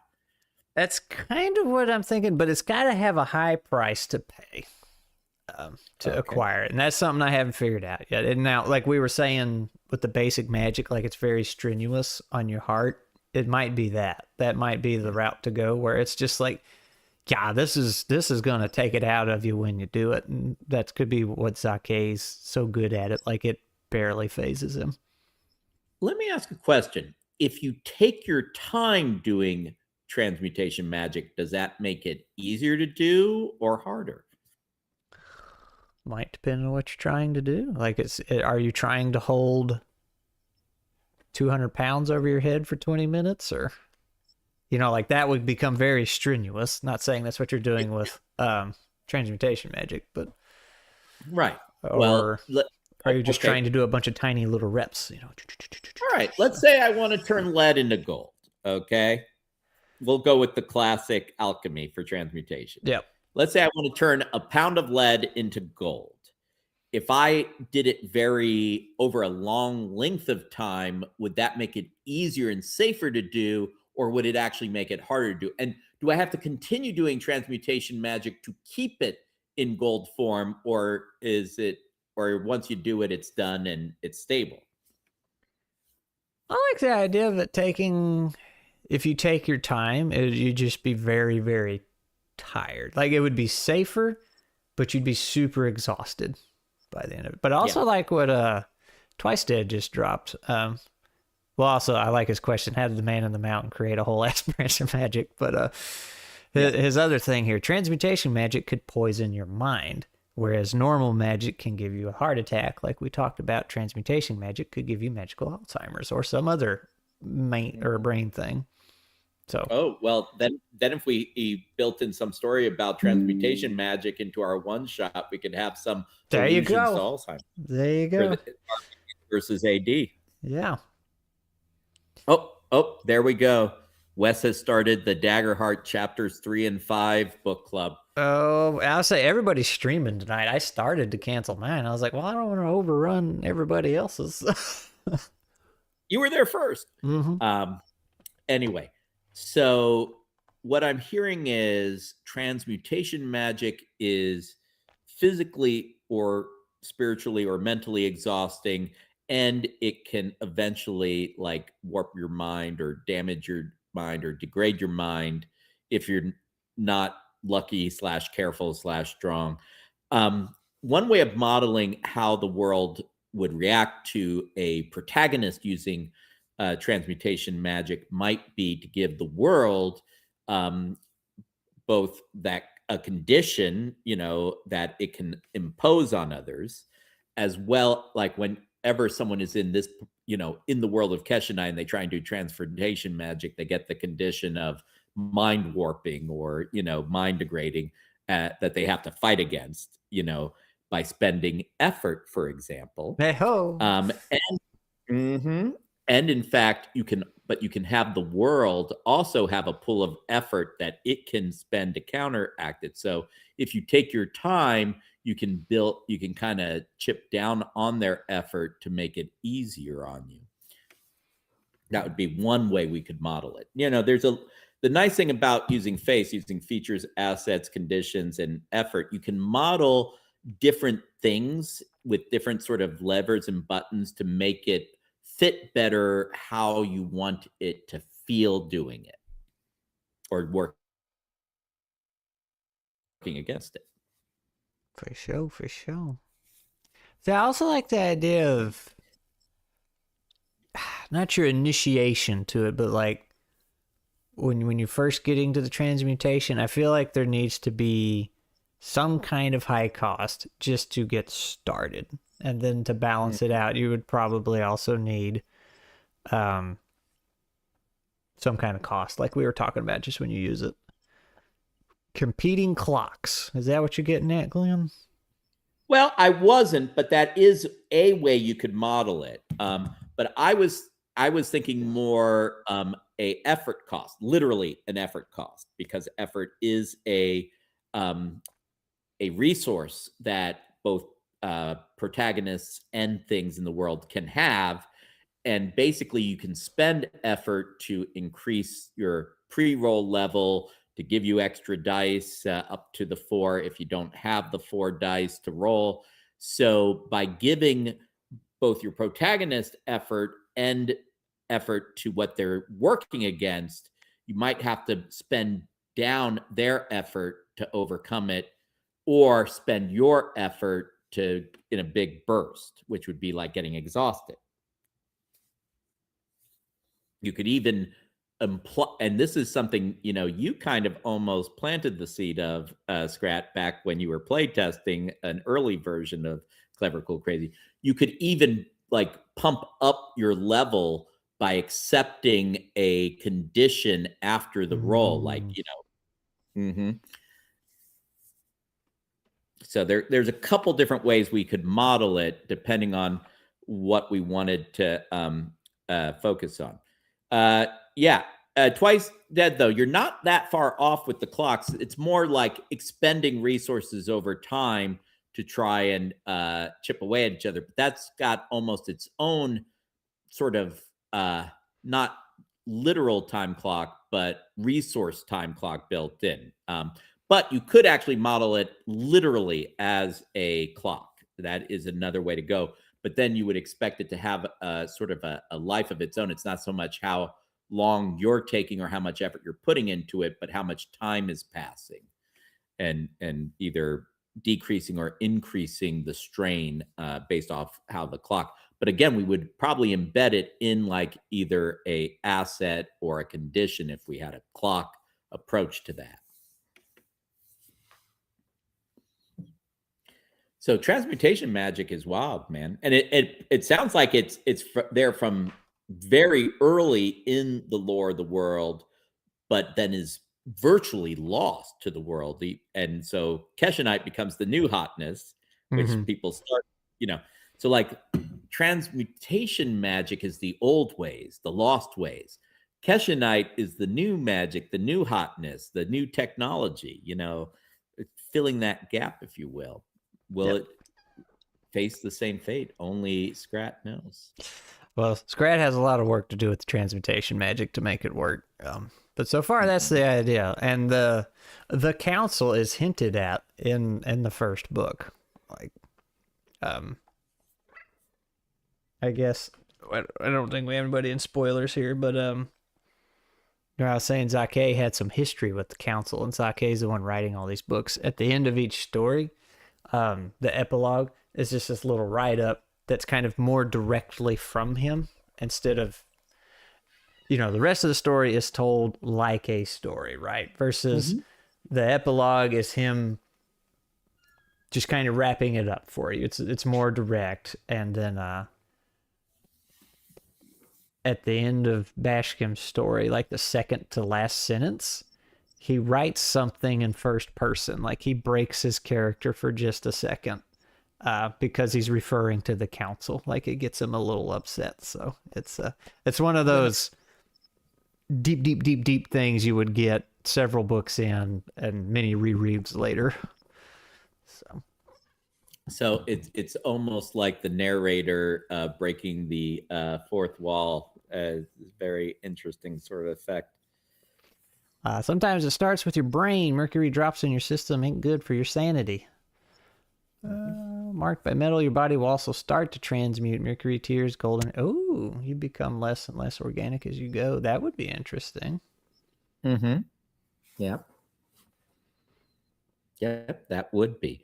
So, you could if that's the case, so there's a couple ways to model this in the game system if you wanted that kind of effect. Like basically every time you use magic, it's the transmutation magic, it increases some change to you.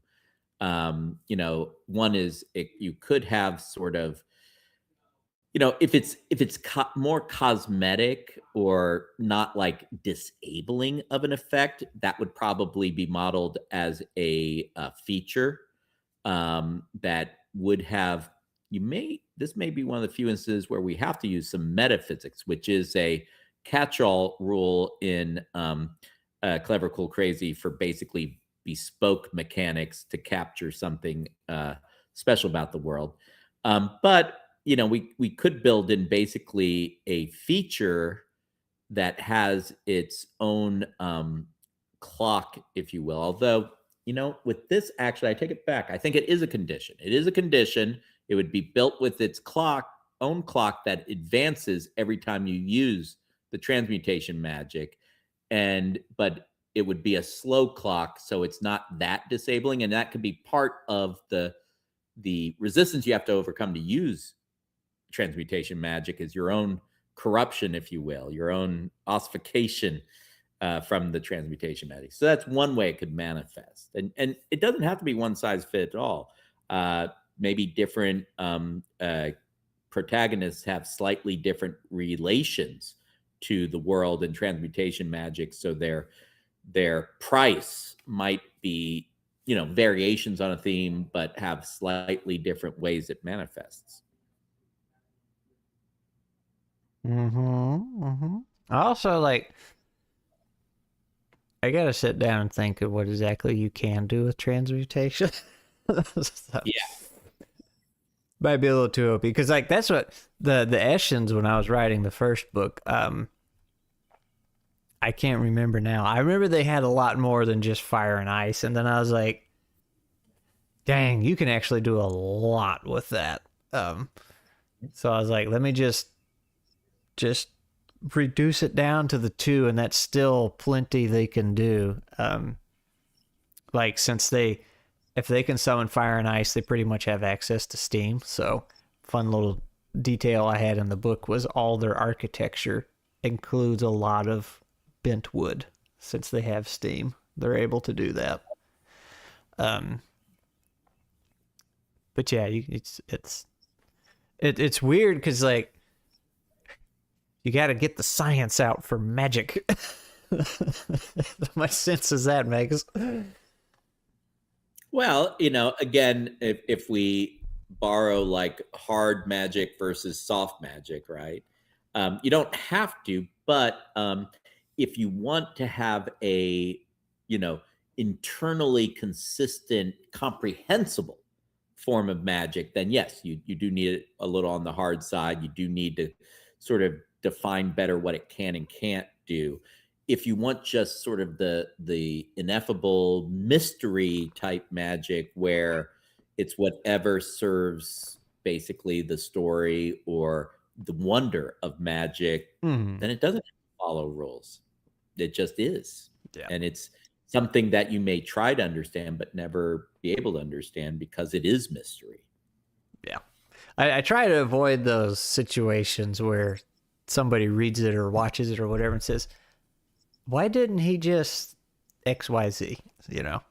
If he can make this magic thing, why didn't he just and then end the whole plot right there? So right. But can't always do that, but you can try and knock a lot of them out. So well, their approach isn't always clever, right? Maybe it's just crazy or Yeah, cool. Cool effect. sometimes it's just cool, rule of cool. That's right. That's right. That's right. Which is fun. And so actually, yeah, that gives me an interesting idea. So Bashkin was like a character in that story, like it's named after them. Yeah, the Bashkin's the main character of that story. Just out of Because curiosity. Yeah, go ahead. No, well, go I ahead. was gonna say it's I always forget if it's Arabian or Albanian or something, that name. The whole story is about coming together. People like accepting that they're got a lot of their own darkness inside of them. Nobody's better than the other, and bringing these two races together. And Bashkim is whatever language it is a word for unity. So. Mm-hmm. So, just to give some of the viewers of this a flavor for clever, cool, crazy, and how it relates maybe to Kesshonite legend and lore. So, would you say Bashkim tends to use more of a clever approach, a cool approach, a crazy approach, all three at various points? Like, what kind of style of play would Bashkim have as a Oh man. protagonist? Well, at the very beginning, it's definitely not clever. It's pretty cool though. He's riding on his dragon friend, and they get Well, attacked by yeah. that white dragon, and they're not doing so hot. Um, and his dragon like is just blowing the ice breath all over the white dragon, and ice is forming, and he jumps off of his dragon, just sword out, go flying through there. So not too clever, but very cool. Sometimes crazy. Yeah, and very crazy. Yeah, he does that, and it doesn't work well for him at all. Like he can just barely pierce the dragon's hide. And sword gets ripped out of his hand and everything, and he's just tumbling down to the world below. I forget how they do it. They did with all the ice. They somehow like sparked a bolt of lightning that and scorched the white dragon. Okay. So But what I'm hearing is dragons probably are of and this is what I think in general it should be, that dragons are at least most of their features would be a magnitude above human level features. So oh yeah, it would be real tough. Is it normally possible to slay a dragon with a sword in the world of Kesshonite? not by yourself. That would be ridiculously hard. Mhm. Yep. Because now the white dragon was a special case. Like they're like kind of demonic, not really dragons. But the regular dragons, yeah, very tough hides, but like they move like animals. They're fast and they're very large. So, and you get to see that in Bashkim's story, when one of the white dragons come down and attacks the whole city. Like it, people don't stand a chance. It's just tail. There goes 10, 15 people, and then he's just swatting them. It's like, okay, yeah, this instead of the big real slow. It's like, no, he's moving like an animal out to kill something.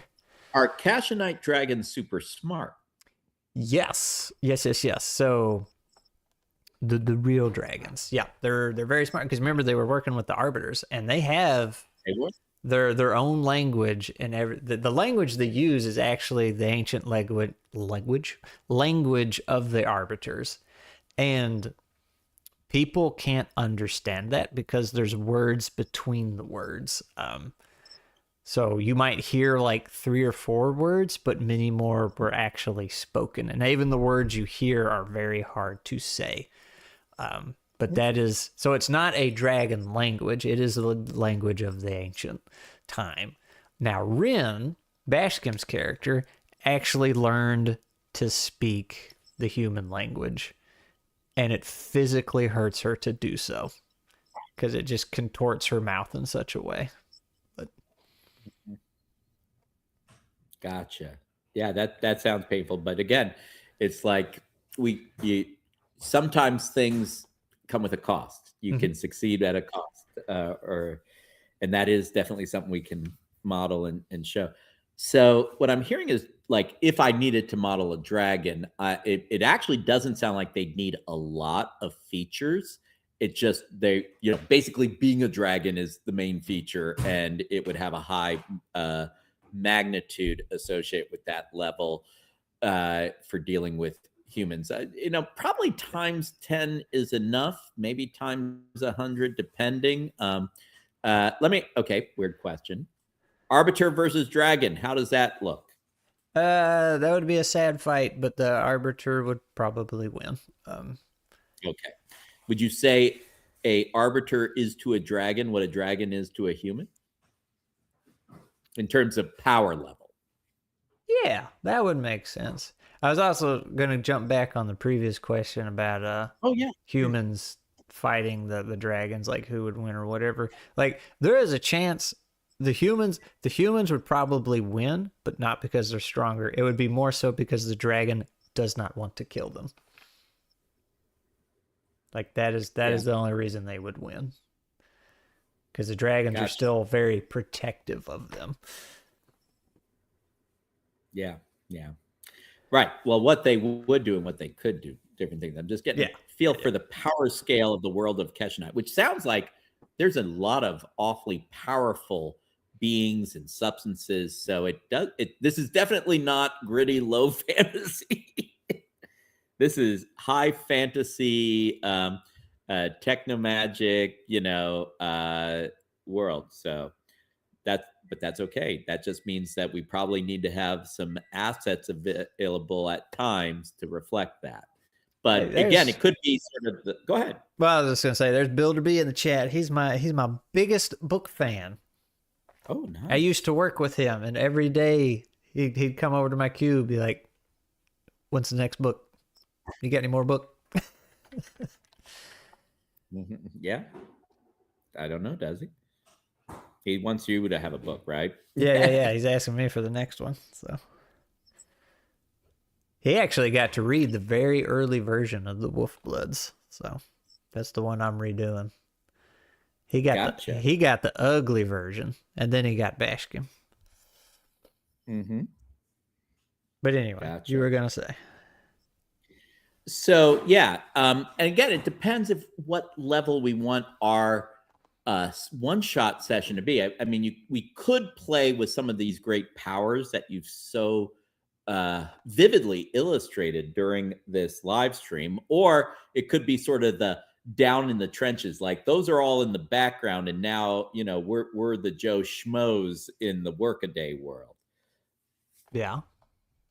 So I was say you could bring it way down if you wanted to. Yeah.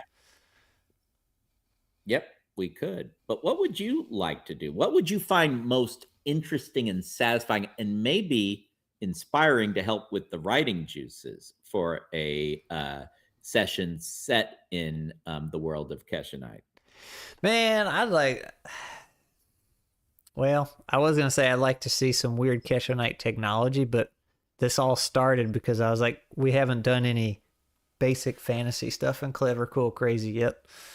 So, well, that is true. So we could set it between the times, right? After the loss of transmutation magical knowledge, before the discovery of Kesshonite. I was like, you could do it right there at Bashkim's time, where you have the Eshens with their basic magic, humans with no magic, hybrids that have magic, and then you could bring the Kesshonite in it, because I don't know how this would work, because it would require two people, because the humans and the Eshens, if they work together, they have like really potent Kesshonite weapons. Okay. But a hybrid, so that Kesshonite in that book, the hybrids could pull the power out of the Kesshonite and also suppress it to keep it from overflowing, but it was way more limited than when the other two were doing it. So we could all be hybrids. Well, that is up to you and the other players. I think it would be cool if we had at least one player whose protagonist was human, one that was a hybrid, and one that was an Eshen. Because then we could see how they interact with the world in different ways based off of those natures. Yeah. Because those would be their nature features. And then we'd have other parts to their protagonists because they're more complicated than that, right? Yeah. But yeah, we could. That might be cool. And yeah, we could definitely keep it. We could keep like at least the first half of the session more basic fantasy, but then maybe depending on how successful or not you guys are, it could go into a little more of your high fantasy or early Keshen punk sort of groove. Yeah. I had also had been toying with the idea behind the scenes that, because Kesshonite becomes a technology, right? We talked about that. So I like the idea of there being some humans that use it way more in the raw, and they're kind of like your romanticized samurai, right? Who is one with the way and all that. So like they will have just this raw piece of Kesshonite like in their sword, and they're drawing out the power as they're cutting and making that blade glow and have all the energy around it and everything. It wouldn't be the unstable Kesshonite. It'd have to be something else. But it would be, the idea is yes, that's possible, but that is an extremely difficult skill to hone and master. So hence the samurai. Yeah. Well, since if we still have Builder B in the live chat, as one of the foremost fans of the world of Kesshonite, where would you like to see a session set in the timeline in the relation to the stories? Yeah. B. Let's see how different their mentalities are. My favorite part of Go Trick and Felix is how different humans and dwarves think. If we're talking about humans and Eshens, I think that's what they're alluding to. Yeah. In Bashkim, we see one city, and we only see a few people from that city, but like there is the racism they have towards the Eshens are because their arbiter fell. They think they are without souls and all that, and they're kind of like lesser, almost witch. They think, some people think the magic is witchcrafty and everything, and this abomination. And then like a lot of the Eshens are just like, yeah, humans are just dumb. So, but I mean, other than that, they're kind of on the same page. But again, this was just two capital cities that were only like a couple 100 miles apart. So it was a very small sample size of the world. I imagine as you spread out, you start getting different personalities and mentalities. Sure. Oh. And that brings up a point about that I alluded to earlier in the live stream with Clever Cool Crazy. Features usually work in favor of the protagonist, and conditions usually work against the protagonist. But there are uncommon instances where, based off the situation, sometimes that relation flips. For example, let's say you are a noble Eshin, so if you're interacting, trying to do a social encounter with a bunch of other Eshins, that's going to work in your favor. That might be one of the main features you use for that part of this session. However, we dump that same noble Eshin in a pit full of angry humans who don't like that that noble Eshin turns their nose up usually at humans. That might actually work against them trying to convince the humans to help, and would actually work in that instance as if it were a condition. And work against them. So yeah, that's just an example of how features can play differently in different situations. I like it. I think Builder B left us hanging. Well, that's okay. They can come and watch the live stream again, and they can leave it in the comments. That's true. Speaking of which, remember to like and subscribe to the live stream. Yeah. Also, my poison ivy's getting up on my hand. It's still spreading. When did you get into poison ivy? It's been cold, man. It's summer here. Is it? Yeah, oh no, everything's What's the blooming. temperature today? It is 75 right now. Woo! You are warm. Yeah, Yeah, you're no, right. Spring has. I was Okay, in now the front yard over the weekend clearing out some stuff in front of the house, and there was some kind of, it wasn't poison ivy. Yesterday's stream, we were trying to figure out what it is, but you can't really see it. And I got some new medicine on it today, but it's all over my arms, and now it looks like it's starting to get up on my hand too. So yes. Right now, where I'm at, it's a balmy 46 degrees. well, it was 80 something today. So Nice. oh, let's see. Builder B has gotten back in the chat.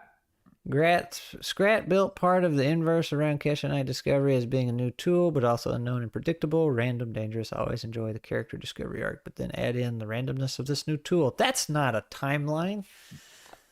Well, no, that does actually suggest it's close to the beginning of Baksham, right? Yeah.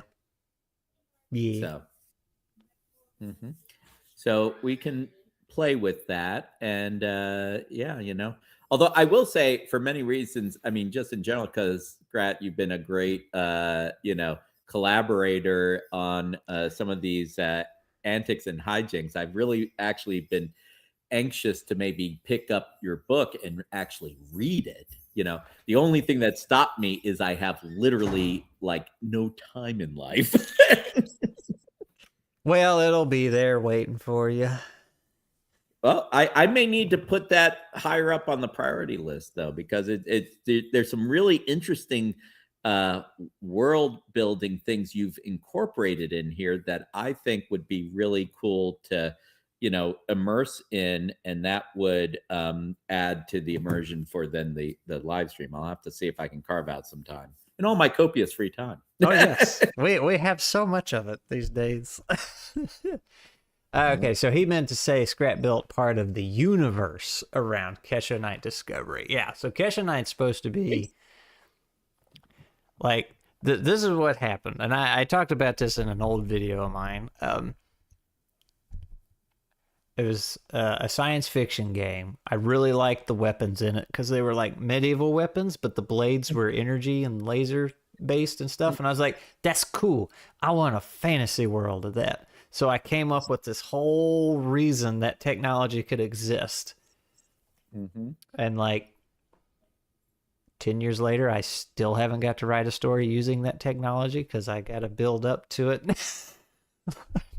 I just wanted one story, and I ended up with a whole universe. So, So it's interesting. Builder B suggested maybe a bit before Bashkim, and I think that was actually your initial suggestion when we were originally pitching this idea. It was just straight fantasy, not even the weird tech yet.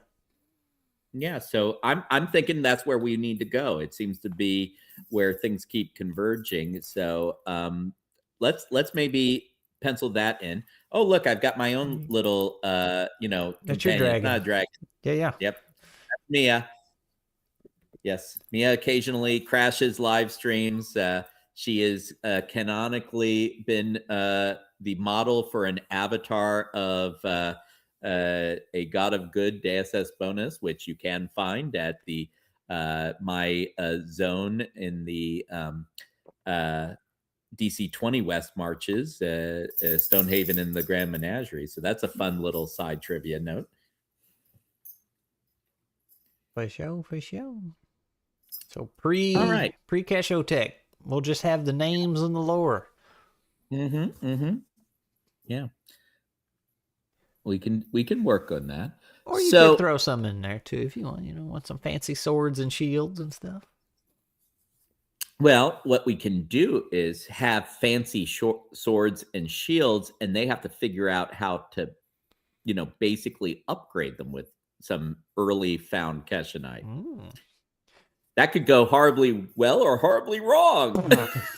Party wipe. Yep. Both of which are possible with Clever Cool Crazy. Oh, man. Might have to get Builder B in on this one. He's been wanting to join a game anyway, so... Well, hey, he is your biggest fan. He's my biggest fan. My biggest book fan. I don't know who my biggest YouTube fan is. Oh, that is a good question. Biggest book fan, which I think for this particular endeavor makes a lot of sense. But yeah, who is your biggest YouTube fan, Scrat? Who's your stalker? The Great Mustache. He's got a There comment we on go. every video. There we go. Let's see. Hey.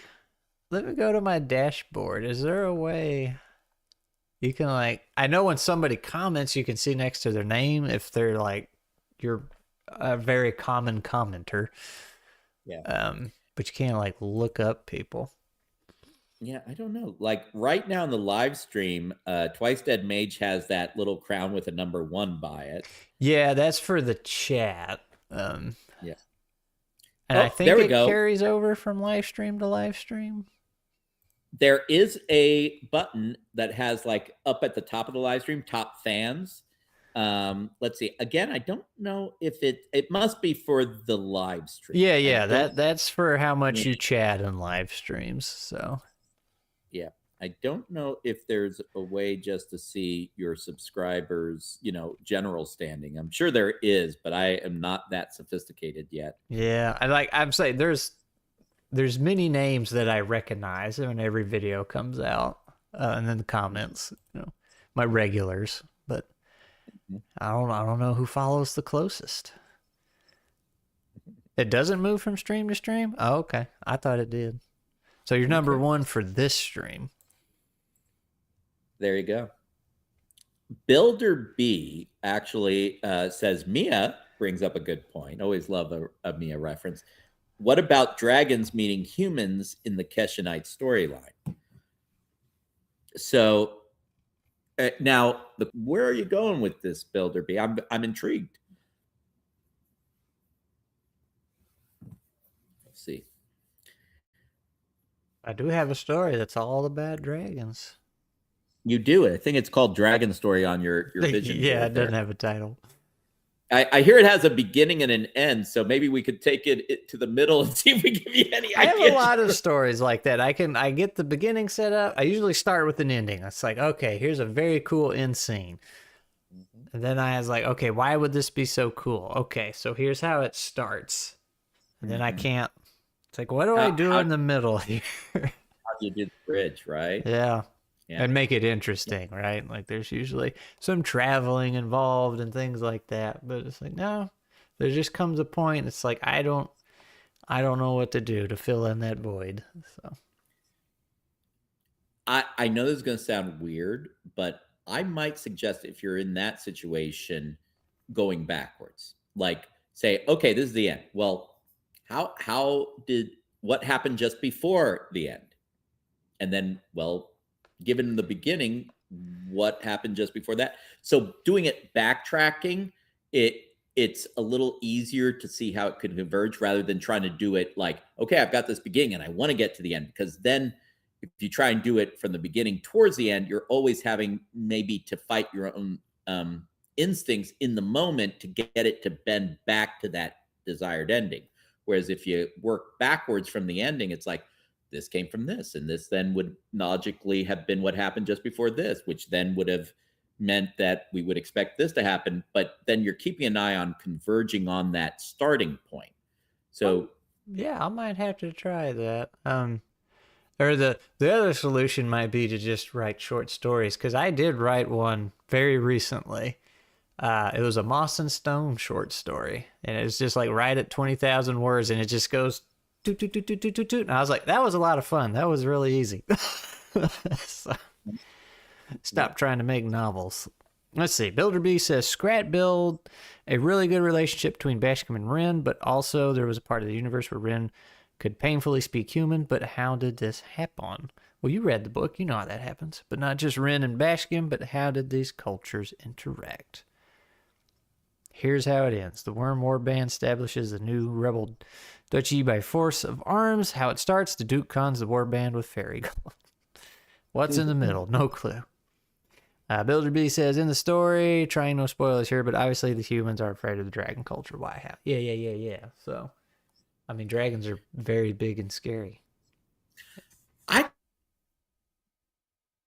could imagine, and you would know this because it's your world, but I would imagine, given the dragons' intimate history with the arbiters and the fact that the human arbiter is basically the fallen one, or the intended human arbiter is the fallen one. I can imagine that making dragons feel a little uncomfortable about humans. That's a good angle. I like that. Some of them, anyway. Yeah. They could be like the humans with the Eshions, these soulless losers. Yeah, humans being afraid of dragons is real easy. They basically could accidentally squish you. They can eat you in a gulp, and your friends as well. They are just so OP that you are in awe of their power. The humans being afraid of dragons, that one is easy to track. Really, the question is, why wouldn't a human be afraid of a dragon? That's, I think, the more challenging thing. Why would Kim have developed a relationship with Rin? How do you overcome that massive obstacle of just how OP a dragon is to even approach to try and develop a relationship? Yeah, so in the dragon story, that gets explored, and there's like, your average person's like, that's just a big animal. It's going to kill us. But then you have this like breed of religion almost that considers dragons to be very holy, very divine, very special, and worthy of. They take it a little too far. They're like, no, these are very holy things that we will praise and worship, which the dragons aren't super down with. And then of course you have your variations of that because nobody can stick to a consistent belief. And then you have in that story, there's the opposite side of that belief is like, no, dragons are ours to command. They're ours to control. Okay. And who has that idea? It is a belief, not like a species thing. So it can be a mixture of different races in there. It's just. So there's a culture that believes dragons are theirs to control. If that's mortal races like humans or Eshions, even if it's a mix, that is an interesting story. Like, how would a culture make that jump and have that audacity to think that basically the companions of the arbiters were theirs to command and control? Like, where did that come from? Because there's some backwards thinking dragons too. Like, that's not everybody's on the same page, right? So you get one or two dragons that are on board with that and think that, like, yeah, no, we're supposed to companion up with these mortals and share our power with them. So let's see. Scrat, did you build a dragon language? Yes, I did. It's Tolkien level universe building. Yes, why would they build a relationship? Relationships are hard, and us, the audience or the player, relate to building relationship between different cultures. Yeah, so that's also a very rough in development story, so it's not like a fully polished one with all the answers. But the idea was there's these group of people who believe that the dragons are holy, they're very divine, basically what they actually are. They're not praising and worshiping them, and they actually get to hang out with the dragons, and they get to pick up a couple words here and there, so communication's still really rough, but they get enough to get by. And then farther this way, you have those that want to praise and worship the dragons and take it a little too far, and the other people just kind of let them go do their own thing and don't mix with them. But then over this way, you have the ones that are like drinking the dragon blood and think they're, dragons are theirs. They're, the powers for them and everything, and they're supposed to control and command them and all that stuff. So. Mm-hmm. Yeah. So, again, flipping it so that it is dragons that are more part of the world rather than the protagonists playing dragons, which you can play dragons in Clever, Cool, Crazy. One way to model in Clever, Cool, Crazy that there's a language barrier here. We've hit on this multiple times. So that almost could be, at least from the protagonist perspective, put into dragons they would meet as a condition. incomprehensible across species, condition X, and you have to actually overcome that condition to successfully communicate both ways. Now eventually that might turn that condition again. I'd probably model it that way just to make it easier for protagonists that are mostly human level, whether they're Eshin or not. They're a roughly human level to model trying to overcome that barrier. On the other hand, that condition would not apply to dragons speaking with other dragons because it's incomprehensible across species as a condition, not within species. So that would just drop away and they could just talk normally.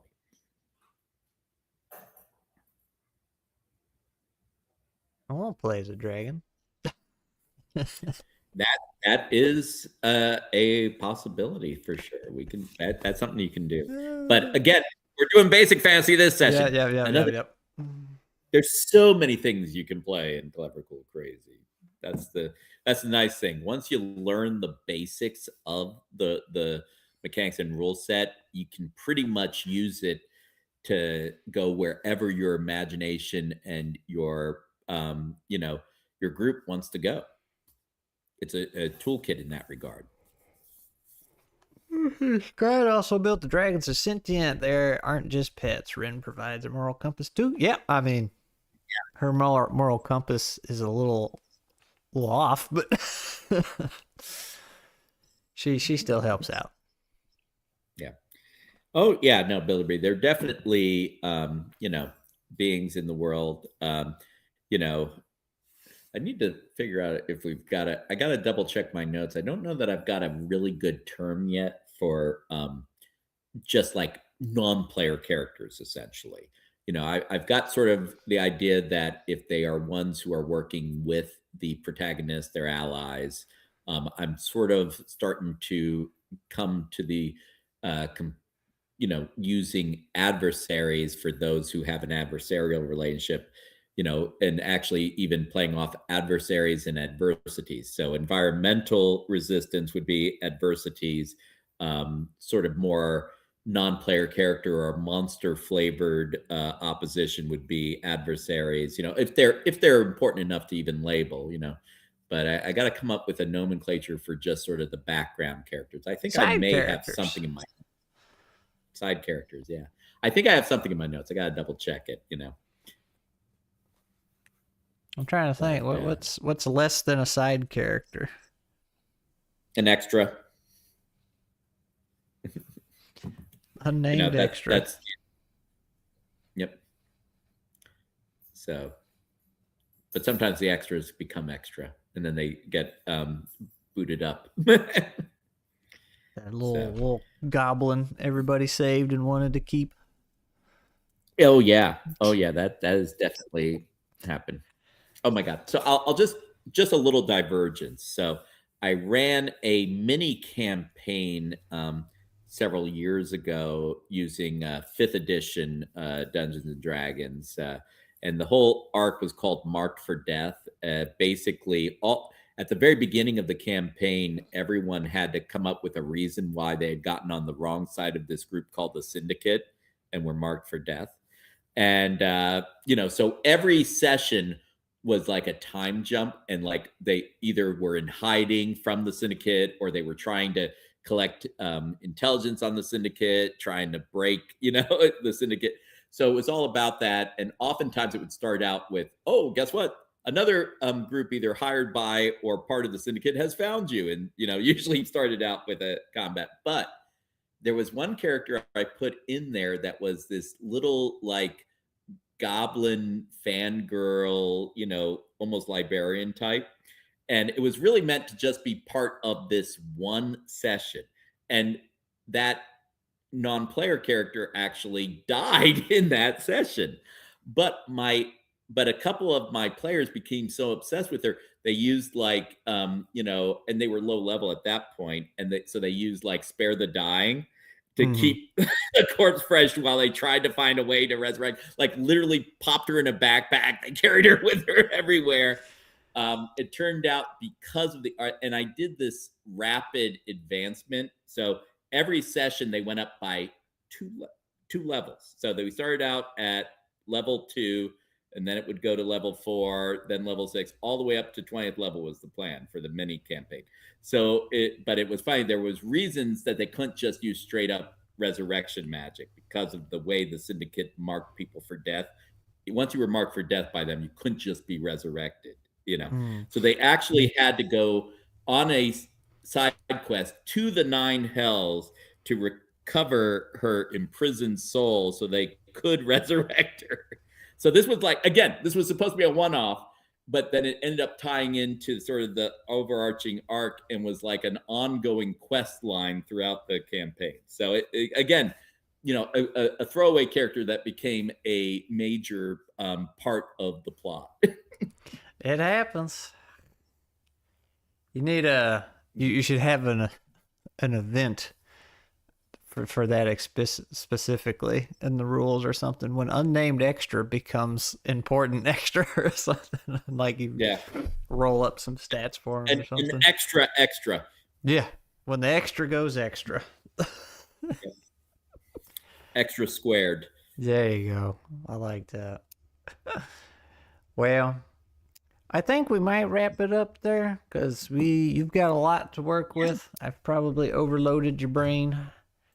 A lot of lore. Oh no, this is great. This is I you know what? This has made me excited about building this session for you guys and really getting to know the world of Kesshonite much better. So no, this was great. It was very very kind of you to share with us the lore, deep lore, and sort of how you came about this. It's some great world building. I mean, and we even heard it, dare we say Tolkien-esque world building. So I like what I think it was Mark that said Tolkien. He spelled it like TWO. Tolkien. That's what I am. Yeah. Tolkien. There we go. There are worse things to be called in life. I mean, granted, it's not the Bob Ross and Mr. Rogers of the TTRPG world. I don't know if you saw that tagline for Bob Worldbuilder. I was like, no. I like Bob Ross. He's my hero. Bob Ross has definitely become sort of a guiding light, I think, in our pop culture world. That's a Bob Ross painting I tried to do right here. I don't know if you can really see it. Nice. Yeah. I need to do more of those. I need to. That'd be a fun stream. Just have some happy little accidents. You know what? I can see it. The people on the stream can't. I think it's getting cut off. Yeah. You're right. They can't see it at all. I've showed it on stream before, though. I can just lift it up. It was super fun to make. I mean, I acknowledge it ain't that fancy, but it was like, it only needed a couple colors. So I was like, well, I can do that. I'll just buy a couple tubes of paint. And it's supposed to have, I'm pretty sure, it's supposed to have a cabin right here. But I didn't want the cabin. I was like, I don't like it. I just want the snow and the trees and the frozen lake. And everything's purple. That's cool. It was fun to do. It's fun. Well, purple is a theme color for the Alzheimer's Association. So there we go. It's all coming together, man. It's all connected. Yeah. Well, everybody's piling out. So if anybody's still here, there's everybody else in my circles is streaming. I'm pretty sure Dave is streaming from Grimwood Games. Wes might be streaming too. Wes was streaming, I know. And I think Dan from Avenue Studios is also streaming too. So that might be a members only thing, though. Shade Wing, hey, you're here just in time for me to shut down the stream. Okay, we can't do that to Kelvin. We got to throw him a bone at least. What are we throwing? I don't know. Kelvin, ask us one question before we leave. The last question of the live stream. It can be about the world of Kesshonite and Bashkim. It can be about Clever, Cool, Crazy. It can be about RPGs versus AD, our fundraiser. You get the last question of the stream.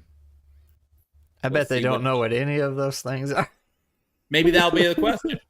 Whichever one of those turns, they're like, I would like to know what this is. Happy little tree streams and stories. Yeah, man. No. Bob Ross-esque, very calming. Yeah. I want to do could just one of these days. Try and paint on stream. Just Okay. I cannot do with the palette knife how he makes the mountains. I got like a bunch of tiny little canvases and tried that. I could not get it. I was like, how does he do that? He makes it look so easy. Just I could Yeah, not. you gotta have a deft daub, to get the texturing right, I think. I don't know what it was, man. They didn't look right at all. But he just and done.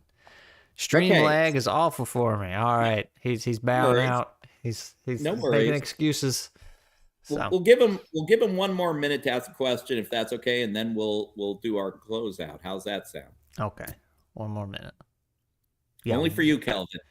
Yeah, one more minute to ask any random question you can come up with or related. Yeah. So our next stream is going to be basically flipping it and you kind of walking me through how I'm going to try and design this session, I believe. Is that the plan? I thought this was that session, or this Well, was this a kinda stream, did both. and then the next one we do will be the actual one shot. Are you needing another one? Probably not. I think I've got enough. And once we recruit the players, we can coordinate asymmetrically. And I would say for this, because I want to make sure it's lore accurate, that we'd want to pre-build their pros before we launch the stream. That way we can go straight into the play. All right. Well, if we get Peter on board, Peter has read the book, so he knows what's up there. We got Builder B. He's read the book. I have not had Builder B on a stream yet, so there you go. I don't know if he's stream friendly, but I did work with him before, so I know him. Well, if hopefully Builder B would answer that if he's stream friendly or not, but maybe he'll do that offline. He might have already did. Maybe too bad. Yeah. We may need to give up on Kelvin if we don't get a question soon. Because I see you yawning. And Dan, not Dan. Well, actually Dan, and Dave, they are currently finishing the book. So okay, because we're gonna have a Bashkim bash in May. Yeah, talking about it. Both Dan and Dave also have some experience with Clever Cool Crazy, so they won't be starting from scratch with the system. That's right. So it's nice to have a few ringers who have some experience and a couple. You could have me and Dan or Dave, and then that's two people that know it, and then Peter and Builder B who don't know it. So half and half. That works. Yeah. That works. And now I've got a better structured cheat sheet and stuff like that. I'm actually working. The next thing I got to work on is I think I may go with the the developing playtest document. It honestly did basically develop as a stream of consciousness, putting down what was all in my head. Now I'm starting to slowly add some structure and clarification and stuff. I think I'm going to split the sections more clearly into a basically player-friendly section and a more, game master section, but still in the same document. But I've got names for them. Player section is going to be pro tips, and the game master section, which remember is called a revealer of worlds in Clever Cool Crazy, will be called Revelations. I like it. Okay, Builder B asks, who is Mia? Mia is my little half Maltese, half Chihuahua pet that she's getting on in years. She's been, I think, around 14 years. She is a little miracle dog. She actually had, she got one of those bad dog foods that cause dogs to have basically their hearts bursting. She literally had a torn heart, but she survived that. They gave her a year to live, and she's now 4 years on and doing, well, actually, gosh, no, Jesus, she's now 5 years on and doing great. So, and my kids have used her as sort of their role model of an avatar for one of our fantasy role-playing gods of good, Deus Ex bonus. So she is she is the image of an avatar of a god of good. And the name Deus es Bonus is, yes, bad Latin, but it was the way my youngest son, Liam, said the name, so we went with it. And that's Mia. There we go. We've answered the last question, I think. Oh, Maltese and Chihuahua, how? Well, hey, I don't ask questions twice, Dead Mage. I don't ask questions. I just know that's the way that she came about. Oh, it's amazing how fascinated they are with Mia's pedigree and backstory. Oh yeah, man. Who is now barking at me to give her food. Yeah, I was say, speak of the devil. So, all right. No, speak of the Avatar. Speak of the Avatar. Yep. Maybe an arbiter. Who knows? It could be. Could be. In your Kesshonite world. Yeah. All right. Well, we'll stop it there then. Yeah. So like I said, all those other people are streaming. If you want to go to bed, you can. But we're gonna wrap it up here. So let me find the button and say bye, YouTube. Bye, YouTube. And you can say bye, Twitch now too, because we were multi-streaming. Twitch. Yeah. All right. Here it goes.